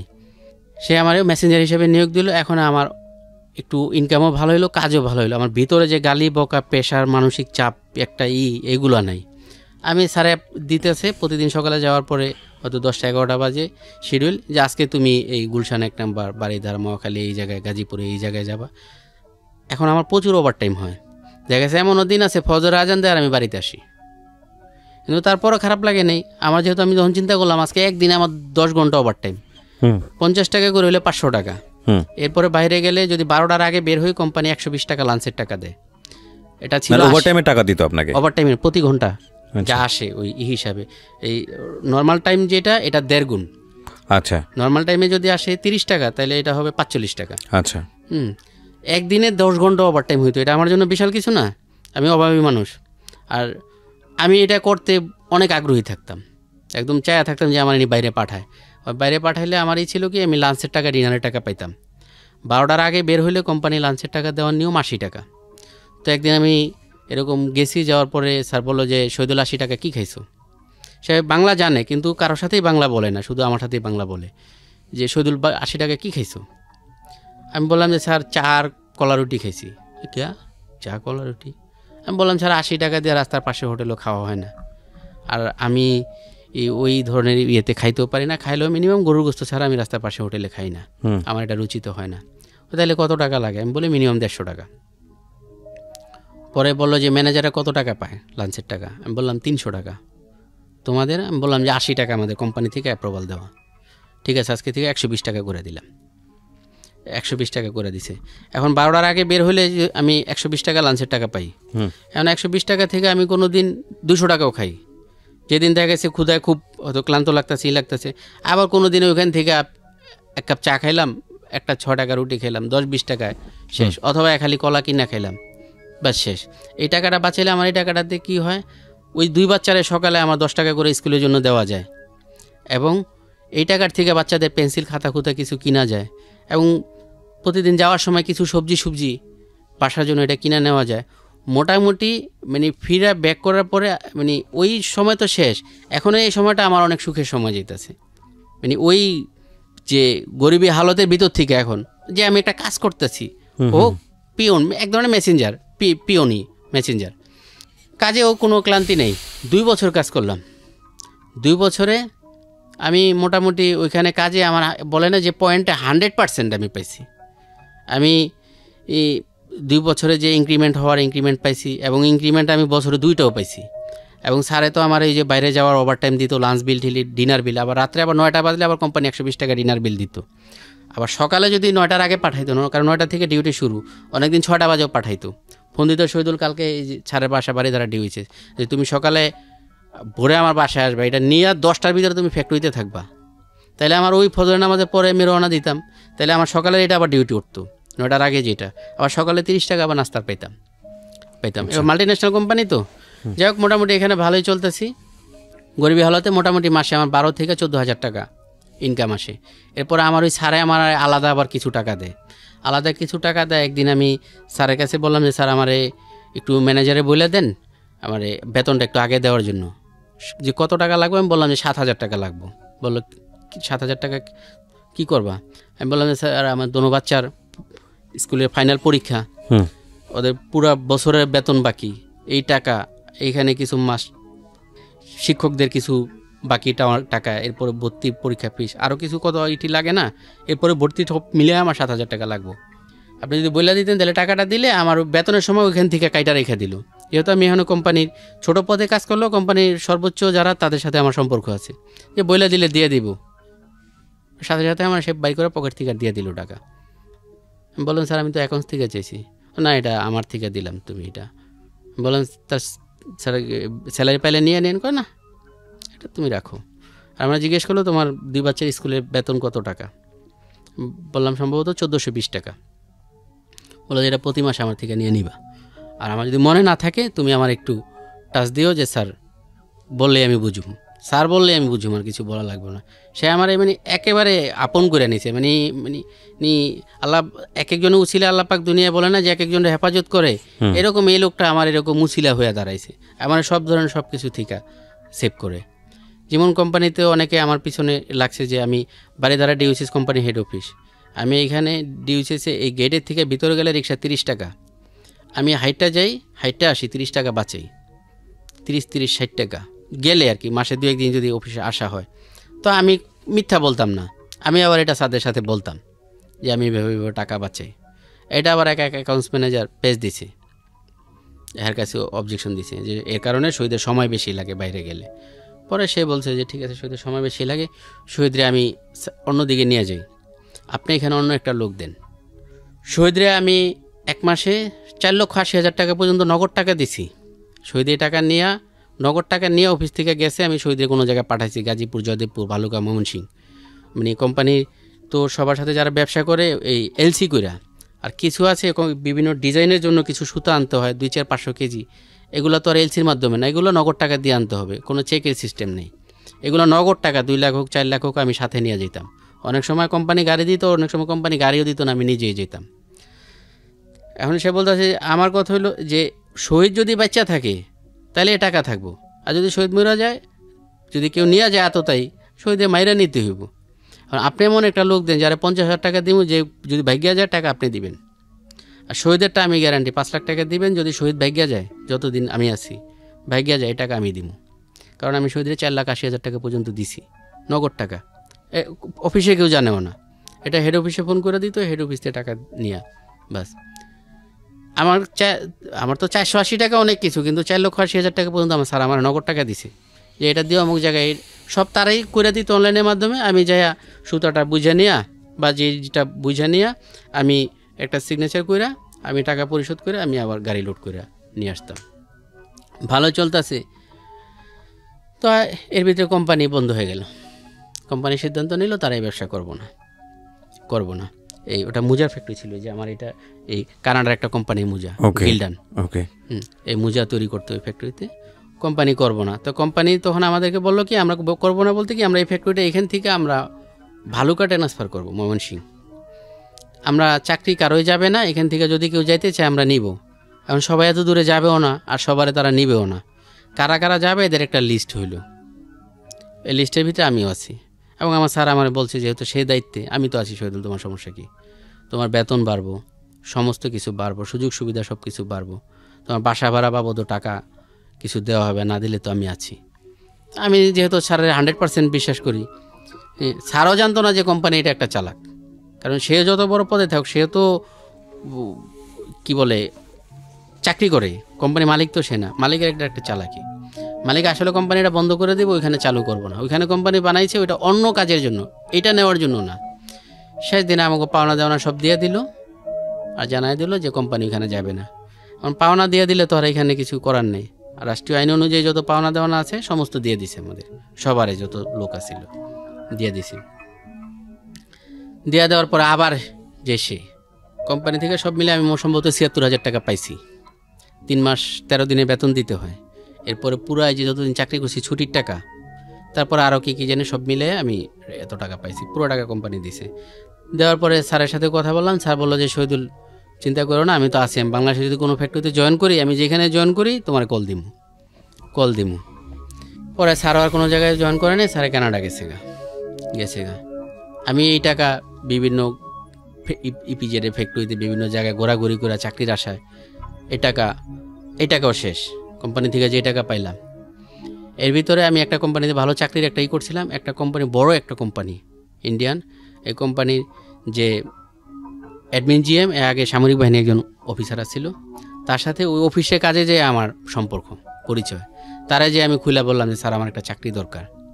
সে আমার এই একই পদে জয়েন দেওয়ার জন্যই করলো, কিন্তু বললো যে শহীদুল আমার তো কোম্পানি সিস্টেম, ইন্টার পাস লাগবে আর কম্পিউটার মিনিমাম জানা থাকতে হবে, কারণ তুমি তো জানো না কী করবা। তো ঠিক আছে, তারপরও আসো। ইন্টারভিউতে আমার নেওয়া হইলো। ইন্টারভিউতে আমার এরা হালকাই দিল যে বাংলা ইংরেজিতে স্থায়ী অস্থায়ী ঠিকানা মোবাইল নাম্বার সহ লিখতে। এখন আমি তো পারি না। ওই চাকরিটা ভালোই ছিল, সেও আমার পছন্দ করে। আবার আমার ওই স্যারেও তারে ফোন দিয়ে বলছে, এই ছেলেটা আগে আমার কাছে ছিল, যে তারে দেখেন আপনি এখানে কোনো জায়গায় রাখা যায় কি না। ওই আমার স্যারের সাথে আবার তার সম্পর্ক ছিল, আমার স্যারে তারে ফোন দিয়ে বলছে। আবার আমার যেহেতু যাওয়া আসায় চিন্তু, এখন ইন্টারভিউতে আমি এটুকু পারি না, বাংলা ইংরেজিতে স্থায়ী অস্থায়ী ঠিকানা মোবাইল নাম্বার সহ লিখতে বলছে। পরে বললো শহীদুল কী করবা, হইল না। এইভাবে কয়েক মাস ঘুরে এই টাকা পয়সা শেষ। পরে আমি যে এখানে ভাড়া থাকি এখন বর্তমানে, এখানে আমি বাসাও ছেড়ে দিছি ওই যে ভালুকা যাওয়ার জন্য। এখন এই এলাকা থেকে আমার বাসাও পাল্টাই দিব। এই এলাকায় মিলের ভিতরে বাসা পাওয়া যায় না। বাসায় আর একটু দূরে যায় একটু কম টাকা বলতে কি 5,000 টাকা, কারেন্ট বিল সব নেওয়া, এক রুমের ফ্ল্যাট, একদম টাইলস টুইলস করা, এক ফ্ল্যাটে যা যা থাকে সমস্ত কিছুই এক রুমের ভিতরেই আছে। আর কমে ভাড়া নিলে ওই যে মানুষের সাথে বাথরুম টয়লেট ব্যবহার করতে হয়। এখন এগুলো আমি আমার স্ত্রী সন্তান কেউই ব্যবহার করে অভ্যস্ত না। আর আমি তো আমার স্ত্রী সময় পর্দার ভিতরে রাখছি, এখানে পর্দার কোনো বালাই থাকবো না। মানুষের সাথে বাথরুমে যেতে হবে, গোসলখানা যেতে হবে, এতে যেতে হবে, ওইগুলো সম্ভব না। 5,000 টাকা দিয়ে এটা নিলাম, এর ভিতরে চাকরি আমি খুঁজতেছি। প্রতিদিনই কোনো না কোনো জায়গায় বের হই, কোনো কিছু হয় না। শেষমেশ কয়েকজন অটো চালকের সাথে আমার পরিচয় হইলো, সম্পর্ক হইলো। চার দোকানে বইতে বইতে দেখি যে আরে এরা তো খুব ভালো আছে, পেনশন সিগারেট খায়, এরা দামি 1-1.5 হাজার টাকা দামের প্যান্ট পরে, 1000 টাকা দামের প্যান্ট শার্ট পরে, অ্যান্ড্রয়েড মোবাইল ব্যবহার করে। এত খুব ভালো আছে। ভাই কী ব্যাপার? কয়ে ভাই এরকম। হ্যাঁ আমরা ভালো আছি। যা নিজের গাড়ি পুরান ড্রাইভার, এরা প্রতিদিন বলে যে আমরা একদিনে আগে 2-2.5 হাজার টাকা ইনকাম করতাম, এখন আমাকে মিনিমাম 500 থেকে 1-1.5 হাজার টাকা ইনকাম আছে। আমরা বের হই প্রতিদিন ফজর ওয়াক্তে শহরে ঢোকা যায়। শহরের থেকে কিছু টিপটুপ মাইরা কয় আমরা গার্মেন্টস যে সময়টা, এই সময়টা মাইরা আমরা 9টার ভিতরে বাড়িতে চলে আসি।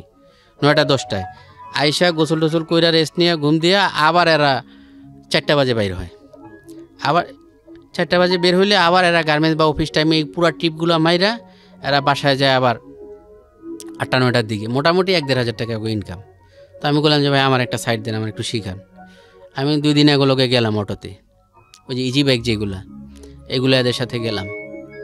এদের সাথে যাওয়ার পরে এরা আমার 2 দিন পরে বললো, শহীদ ভাই এটা তো কোনো শিখা কোনো ব্যাপার না, আপনার যেহেতু ইনকাম দরকার আপনি দেখেন কিনতে পারেন কি না, কিনতে পারলে আপনাকে আমরা একদিনই শিখাই দিমনি। আমাকে ডিউটি পরে আধা বেলা 2 জনে লয়ে যাবেন আপনারে, এটা একটু সাহস করলে কোনো ব্যাপার না, আপনি কেনার চেষ্টা করেন। কিনতে 1.5 লক্ষ টাকা লাগে, কোনোভাবে এই টাকার মিল করতে পারলাম না। পরে আর এগুলো যে তাহলে আপনি 70-80 হাজার টাকা মিল করেন, আপনার একটা পুরান কিনা দিই একেবারে দজভাঙ্গা একটা 30-35 হাজার টাকা, আর এটা 5টা ব্যাটারি আছে ভিতরে, ব্যাটারিটা চালায়। 5টা ব্যাটারির দাম 50 হাজার টাকা। আপনি এক সেট নতুন ব্যাটারি উঠাই দিব, তাইলে আপনি 1 বছর আরামে চালাইতে পারবেন। আর চোরও আপনার এটার পিছিয়ে ঘুরবো না, এটি আবার খুব চোরে নেয় ওই যে মলম পাটি যারা। যেহেতু বাইরে দিয়ে দেখা যায় দজভাঙ্গা, কিন্তু ভিতরে তো আপনার ব্যাটারি পুরান, এটা তো আর ওরা জানবো না। আপনি নতুন মানুষ, আপনি লেগে ভালো হইব, আপনি পুরান কিনা দিমনি। 70-80 হাজার টাকা জোগানের জন্য মোটামুটি পরিচিত আত্মীয় স্বজন সবার কাছে চাইলাম, সবাই না করে, সবাই বিভিন্ন যুক্তি দেখায় মানে সবার পরে সবাই বাইরে আমার অগোচরে যেটা বলে যে ওর কোটি টাকা দিয়েও কিছু করতে নেই, আমরা 50 হাজার দিলে এটা দিয়ে কি করবো, ওইটাও খেয়ে লইব, সবাই দিব না, এটা হলো মূল কথা। তারপরে এইটা একটা চিন্তা করে আর কি, যুক্তি, এটা কি করব। আমার বড় ভাইরা তার আর্থিক অবস্থা অনেক ভালো, সে মাসে অন্তত 2-4 লাখ টাকা ভাড়াই পায়, তার অনেক দোকানপাট আছে, 6 তলা একটা ফাউন্ডেশন করা বাড়ি, 3 তলা কমপ্লিট, 6 তলা ফাউন্ডেশন করা। এখন এটা সে 6 তলা পুরো ভেঙে লাগবে, 4 ইউনিটের বাড়ি, সে এটা ভাঙ্গিয়া ফিরে 15 তলা ফাউন্ডেশন করব, 15 তলা করব, অনেক টাকা পয়সার মালিক। কিন্তু তার সাথে আমার মনের এমন একটা সম্পর্ক নাই। এবং কিছু লোক আছে না, বাইরে খুব ভালো, কিন্তু যার ব্যবসায়ী মহলে বা সামাজিক মহলে, কিন্তু ফ্যামিলিগতভাবে স্ত্রী সন্তান বা আত্মীয় স্বজনের সাথে সেও তো ভালো না, ওই বেলা তার আচার আচরণ ভালো না, এমন অনেক লোক সমাজে আছে। সে বাইরে খুব ভালো দাতা, ভালো ব্যবহার, খুব ভালো এই কিন্তু ভিতরে ওরকম একটা না। তারে আমি ফোন দিয়ে বললাম, ভাই আমার অটো কেনার জন্য কিছু টাকা যদি আমার করতেন। মুখে বলতে সাহস পেলাম না সামনে যেয়ে, কারণ যদি খারাপ ব্যবহার করে, দিল না এটা হলো এক কথা, যদি কটু কথা বলে, এই মেয়ে আপনি এত টাকা দিয়ে করতে পারেন না, কী করতে পারেন না, ওখানে এগুলো আমার শোনার সময় নেই, বা টাকা কেউ লেগে কামায় রাখেনি, কি বলতে পারে আমি জানি তো, আমার তো টাকা পয়সা এক সময় ছিল। ফোন দিলাম, ফোন দিয়ে বললাম, সে বলে যে আমি এমনি ব্যাংক লোন লইছি, আমি ব্যাংক লোন নিয়ে যেতে আছি, এই মুহূর্তে আমার কাছে কোনো দেওয়ার মতো টাকা নেই। আমি বললাম যে তাহলে আপনি আপনার 30,000 টাকা দেন, মানে 70-80,000 টাকা লাগবে, আমার কথা 30 করে যদি 3 জায়গাতে মিল করন যায়। দিল না। আমার এক মামার শ্বশুর, তার কাছে আমি একদিন রাস্তায় ধরলাম, বাড়িতে যেয়ে ধরন যাব না, কারণ বাড়িতে যেয়ে ধরলে ও কাজ হইব না। রাস্তায় ধরলাম, ধরে আমি ভাঙ্গা বললাম যে মামা আমি এরকম অবস্থায় আছি, আমি একটা অটো কেনার জন্য এখন চেষ্টা করতেছি, আমার কিছু টাকার একটা ব্যবস্থা করে দেন। বললো কিরকম টাকা লাগবে? আমি বললাম 70-80,000 টাকা হইলে আমি আপাতত একটা করতে পারি। সে আমারে জবান দিল যে ঠিক আছে, আমি দেখি তোমার খালা বা অন্য সবার লগে আলোচনা কইরা। এক সপ্তাহ পরে আমি একটা অটো পাইছি 65,000 টাকা, এটা সেকেন্ড হ্যান্ড। আচ্ছা, আমি ফোন দিলাম যে মামা আমার তো এই 65,000 টাকা যদি মিল করে দেন তাইলে আমার এটা কিনা যায়। পরে সে বললো যে আমার কাছে এখন আপাতত কোনো টাকা পয়সা নাই, তোমার কাছে যদি থাকে তুমি কিনো। মানে না, এখন কি করি, মানে কোনো পথ তো আর নাই, কোনো বাঁচার আর উপায় আর কোনো নাই, সংসার তো চলে না বন্ধ অবস্থায়, নিজেও দিনের পর দিন অনাহারও কাটতে হয়, স্ত্রী সন্তানেও কাটতে হয়। আর এই অবস্থায় তো অনেকের স্ত্রীও থাকে না, আমাদের তাও স্ত্রী আছে, সংসারও থাকে না, আমাদের তাও সংসারও আছে। এই জন্য আমিও সবসময় মানে যখনই আল্লাহর কাছে দোয়া করি, আমি আমার স্ত্রীর জন্য দোয়া করি যে হ্যাঁ আমি ওর উপরে সন্তুষ্ট, আপনি ওর উপরে সন্তুষ্ট হয়ে যান, আমি ওর উপরে রাজি খুশি, আপনি ওর উপর রাজি খুশি হয়ে যান। আর ও বলে যে তুমি যখন ভালো, তো এই মহিলা যে বাটপার এটা আমি বুঝি না, এই মহিলাও 10,000 মেরে খাইলেছে। 2 সপ্তাহ এই মহিলার পিছনে ঘোরার পরে মহিলা একদিন ডেট দিল যে কালকে আসেন, কালকে পরশু পরের দিন, এইভাবে রোজার আগে সম্ভবত শবে বরাতের পরে 2 দিন মহিলা বাসায় পুরা দিন কাটাইলাম, যে একেবারে বাসায় ভাড়াটিয়ার রকম দখল হওয়ার রকম বাসায় থাকলাম। মহিলা রাত্রে এসে আবার পরের দিন। এরপর আমি চিন্তা করলাম যে আমি তো মারতেও পারতেছি না। ও এর ভিতরে আমি আত্মহত্যার জন্য নিত্য নতুন সব কৌশল খুঁজতে লাগলাম। যেমন আমি এই যে চাকরি যাওয়ার পর থেকে এই সময়ের ভিতরে আমি সদরঘাট যে লঞ্চে উঠছি, যে লঞ্চেতে ঝাঁপ দেয়া, লঞ্চে দেখি যে আত্মহত্যা করার জন্য যে সাহস দরকার তাও আমার নেই, মানুষের মারার জন্য সাহস লাগে, মরার জন্য সাহস লাগে, তাও আমার নাই। লঞ্চে উঠটা সাহস পেলাম না। এই লঞ্চে উঠটা লঞ্চের টাকা পয়সা যা ছিল সব খাইলো, এটি করে আমি তো রেডি, আমি যে কোনো মুহূর্তে ফাল দেবো। পরে ভোরের দিকে দেখি যে যখন ওই দিকে গেছে কুয়াকাটার দিকে, এখন নদী ছোট, এখন দেখি যে এখন তো আর ফাল দিলেও মরুম না। এখন ওইখানে যে বিপদে আমার কাছে 1 টাকা পয়সাও নেই, 1 টাকাও নাই। বৃষ্টি, ওইখানে যাওয়ার পরে এখন সকালে লঞ্চের ভাড়া চায়, যখন বললাম ভাড়া নাই, আরও একটু খারাপই করলো।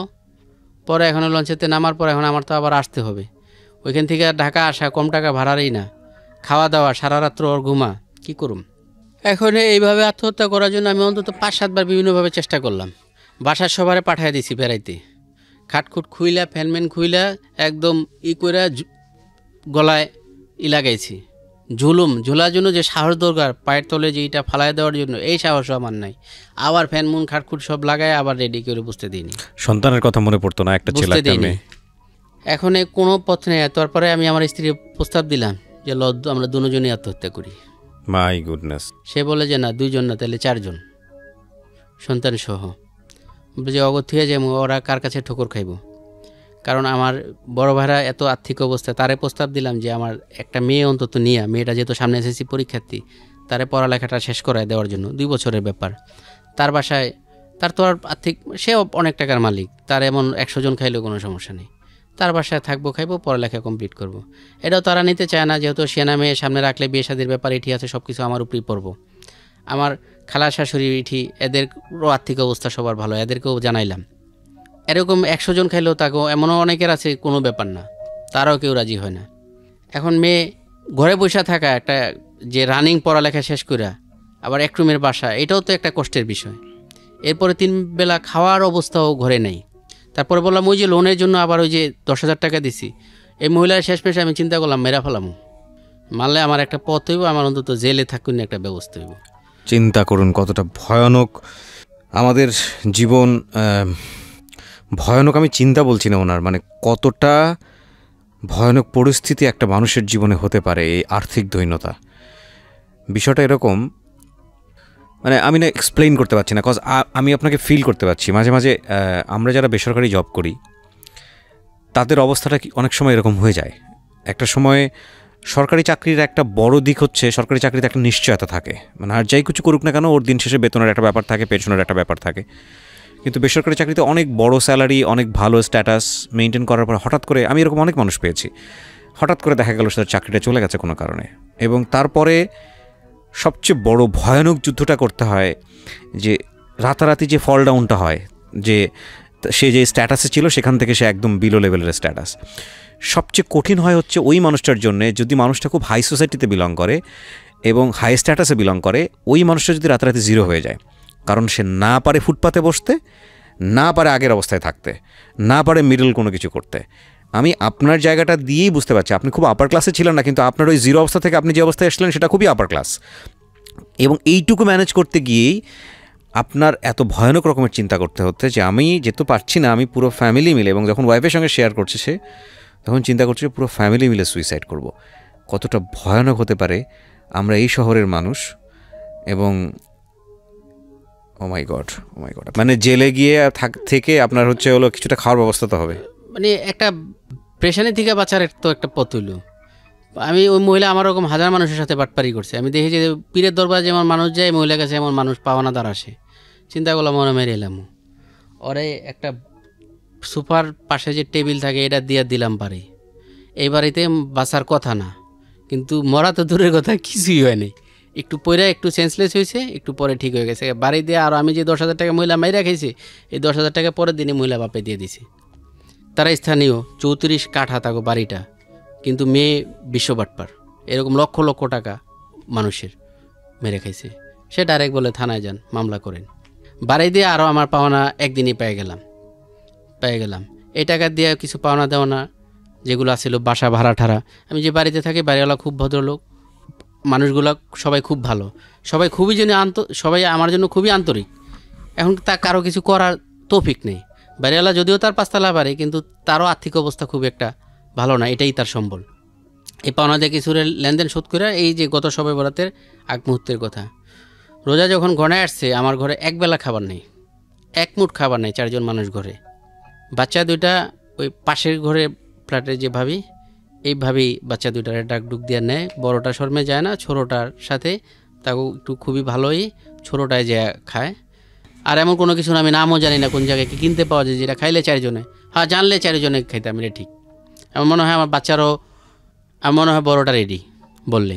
আর আমার স্ত্রী তো মানে আমার এরকম বিশ্বাস করে, আমি যদি একটা আগুন জ্বালায়া তার সামনে আজকে যাইয়া বলি যে আগুনে হাত দাও, আর আগুন তো পড়ে, আজকের থেকে আগুনে পড়ে না, আগুনে যে পোড়ার ক্ষমতা এটা বন্ধ হয়ে গেছে, ও তাই বিশ্বাস করব, আমার এরকম বিশ্বাস করে।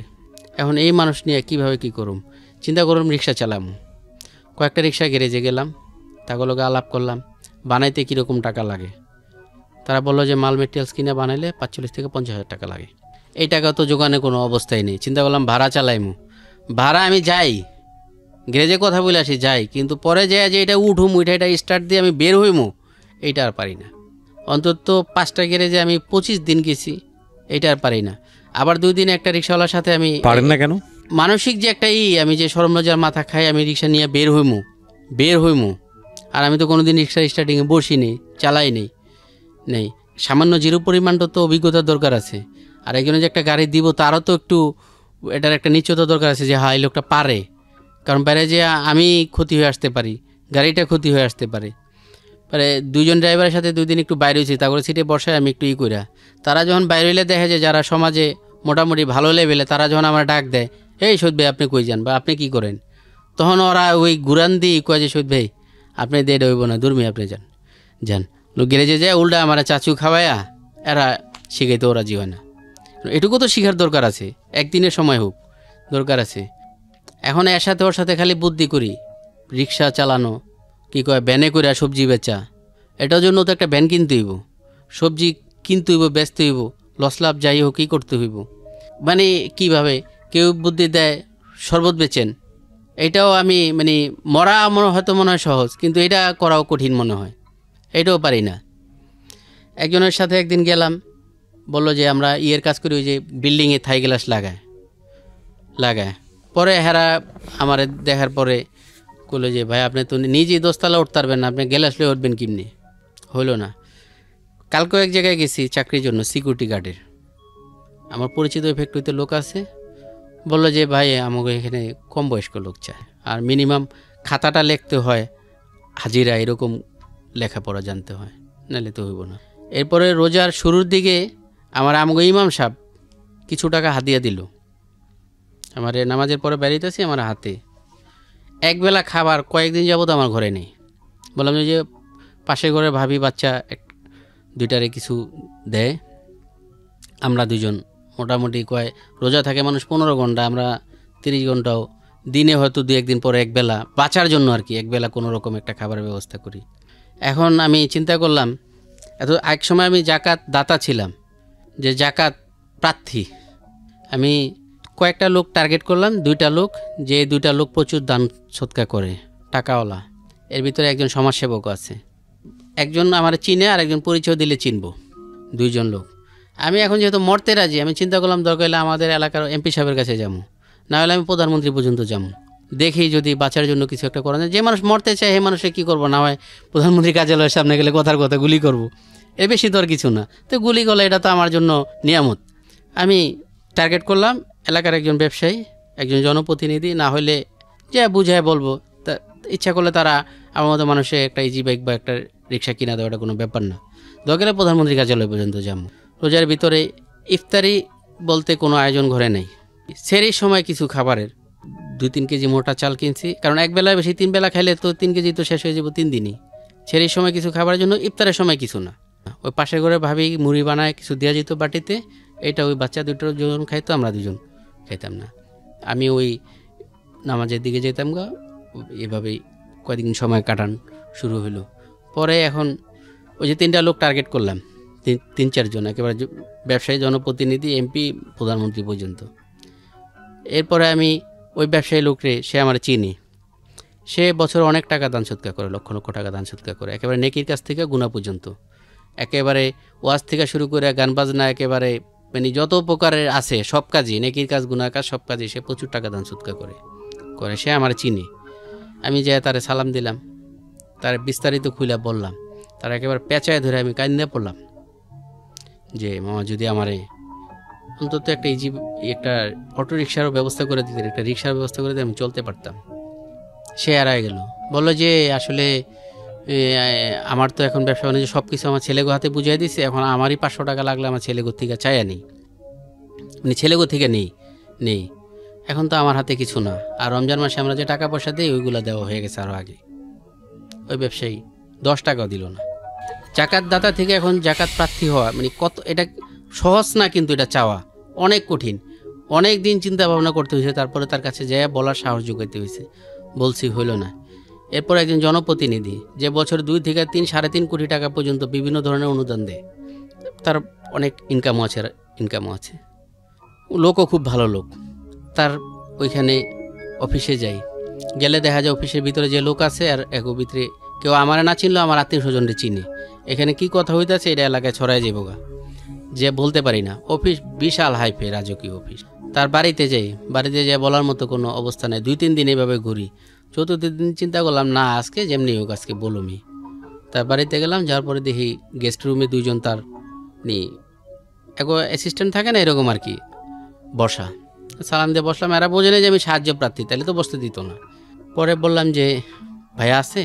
বললো আছে, ঘুমি। এখনও ওঠেনি, বেলা 11টা বাজে। ওখানে 12টা পর্যন্ত অপেক্ষা করলাম। পরে চিন্তা করলাম যে এগো কাছে আমি একটু ঘটনাটা একটু বইলা দেখি, হয়তো কাছের লোক যারা তারা বললে একটু হয়। এগো কাছে আমি হালকা অল্প সময়ের ভিতরে আমি একটু বললাম যে আমি এরকম অবস্থা আছি, একটু বাইরে বইলা দেখেন আমার জন্য কিছু করা যায় কিনা, কারণ ভাই তো অনেক টাকা, লক্ষ লক্ষ টাকা বছর, বললাম যে 2-4 কোটি টাকা সে এরকম বিভিন্ন দান সদ্গা করে, যদি হয়। এখন ওটা বলার পরে দেখি যে আরও ভুল হয়েছে। এখন এরা পারলে আমারে ডাইরেক্ট উঠাই দেয়, খামাখাটি কয়ে কোনো লাভ নেই।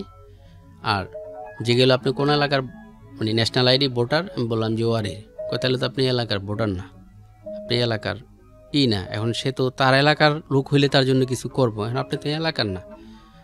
আর এলাকার যারা আছে আপনার আত্মীয় স্বজন বা পরিচিত, যদি তাকে কেউ নিয়ে আসতেন তাহলে না হয় একটা হইতো, এখন তো সেইভাবে দিবে না, তাদের কথা যুক্তি আছে।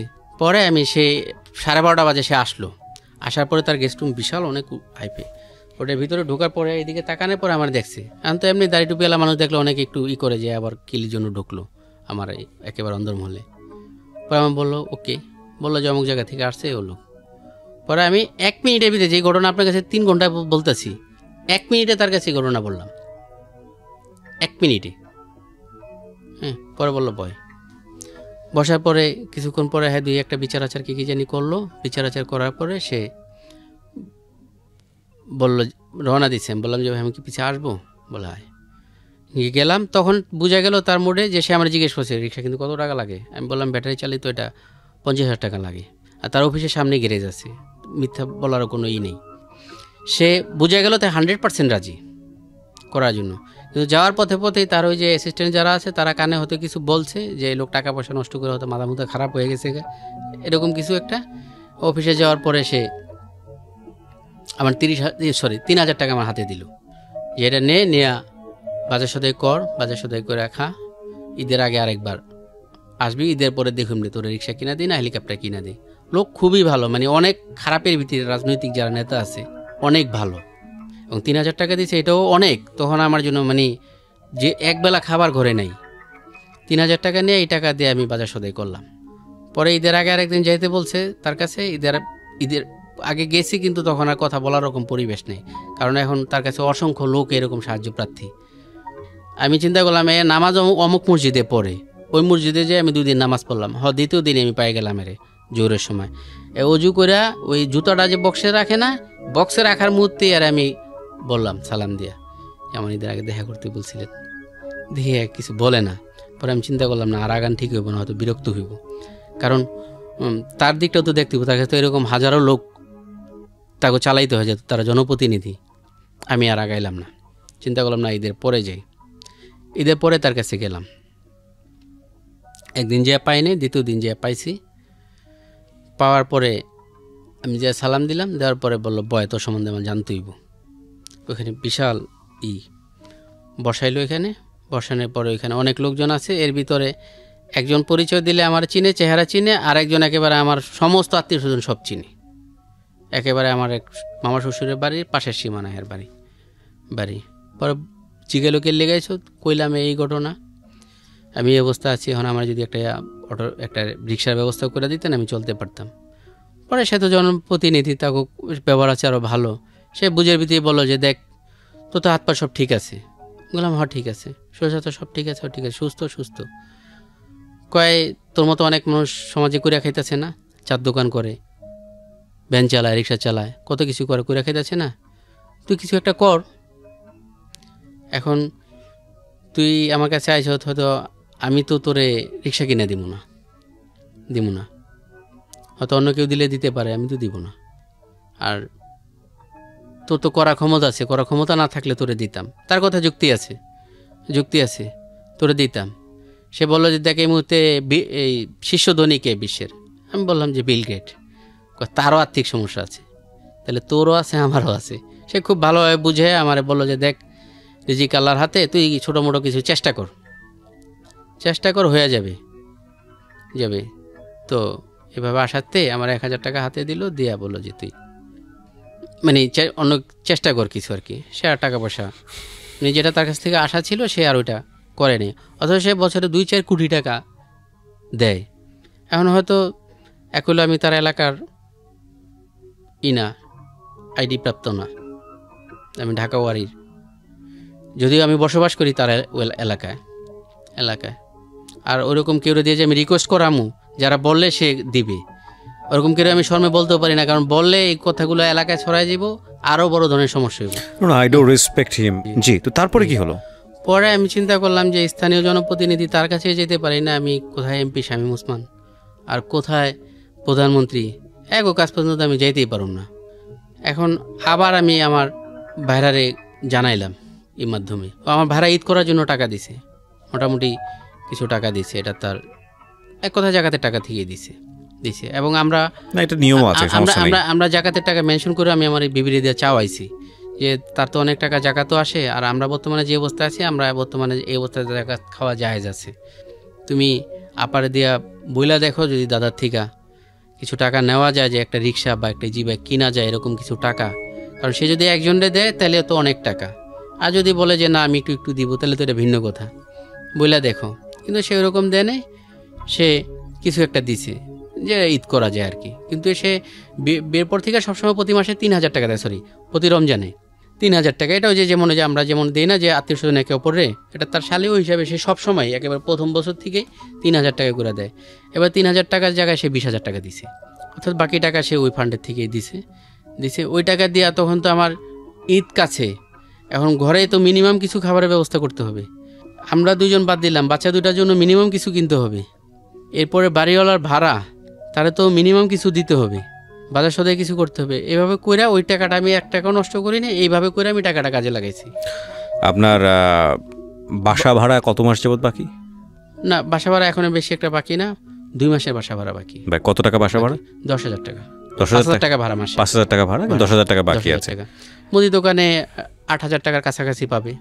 আর ওরকম কোনো দেনা এখন পর্যন্ত আমি হই নেই, কারণ আমি দেনা করলে যেহেতু দিতে পারবো না, আমি দেনার দিকে যাই না, কারণ আমার তো দেওয়ার তৌফিক থাকতে হবে। আর মাঝখানে যেটা হয়েছে, আপনার ছেলেমেয়ের লেখাপড়াটা বন্ধ হয়ে গেছে। লেখাপড়া বন্ধ হয়ে গেছে, আর ওই যে গ্রামীণে 30,000 টাকা নিছি, এটা প্রতি সপ্তাহে যে 1,000 টাকা দিতে হয়, কোত্থেকে জোগাড় করেন? আমি সপ্তাহে 1,000 টাকা, এটা তো দেওয়া আমার জন্য খুবই, প্রত্যেক সপ্তাহে বিভিন্নভাবে হয়তো এর ওর থেকে একটু হাওলাত নিয়া বা এভাবে নিয়া, বা ওই জীবনে যে ওই 20,000 টাকা পাইছিলাম ওইখান থেকে 2 সপ্তাহ টাকা দিছি। আমার পাশে একেবারে কোনো ব্যবস্থা না থাকলে আমার পাশে করে ভাবির থেকে 1,000 টাকা নেই, আবার পরে আবার তারে দিয়া দেই, ওই টাকাটা ঋণ, আর মুদি দোকানে কিছু ঋণ, এইভাবে চলার জন্য। ওই যে পরে বললাম যে ওই টাকাটা ও ভাড়ার কাছে পরে ভাড়ার টাকার দেয় নেই, সে ওই যে লোন টোন নিয়ে বিভিন্নভাবে এইটি। পরে আমি ওই ভাড়ার মেয়ের জামাই, সেও একই এলাকায় বাড়ি, তার আর্থিক অবস্থা অনেক ভালো, আমার মানে ভাড়া বেটি জামাই, তার কাছে গেলাম, যা বিস্তারিত ভাঙ্গা বললাম যে আপনি তো কাপড়ের দোকান, আপনি তো তার দোকানও একটা অংশ প্যান্টের আছে, যে আমি তো প্যান্ট বুঝি, অন্য কিছু বুঝি না, আমার তো এইখানে যদি সেলসম্যান হিসাবে আমার নিয়োগ দেন আমি করব, বা অন্য জায়গায় হয় আপনি আমার লাগাই দিতে পারেন, আমি চেষ্টা করব করার জন্য। সেও আর কি বলো ঠিক আছে আমি দেখবো, তো সেও তার শ্বশুরের কথা বলে যে সেই তো পারে, আপনি সে কেন করে না। আমি বললাম যে দেখেন, সে যে করে না একেবারে তা তো না, সে ঈদও আমার 20,000 টাকা দিয়েছে, এটাই কে দেয়, আর কে কার জন্য টাকা কামাই করে রাখে, সে কষ্ট করে কি আমার জন্য কামাই করছে, আর আমি তার ভাইরা, আমি তো আপনি জামাই, এরকম হলে না এক কথা হইতো।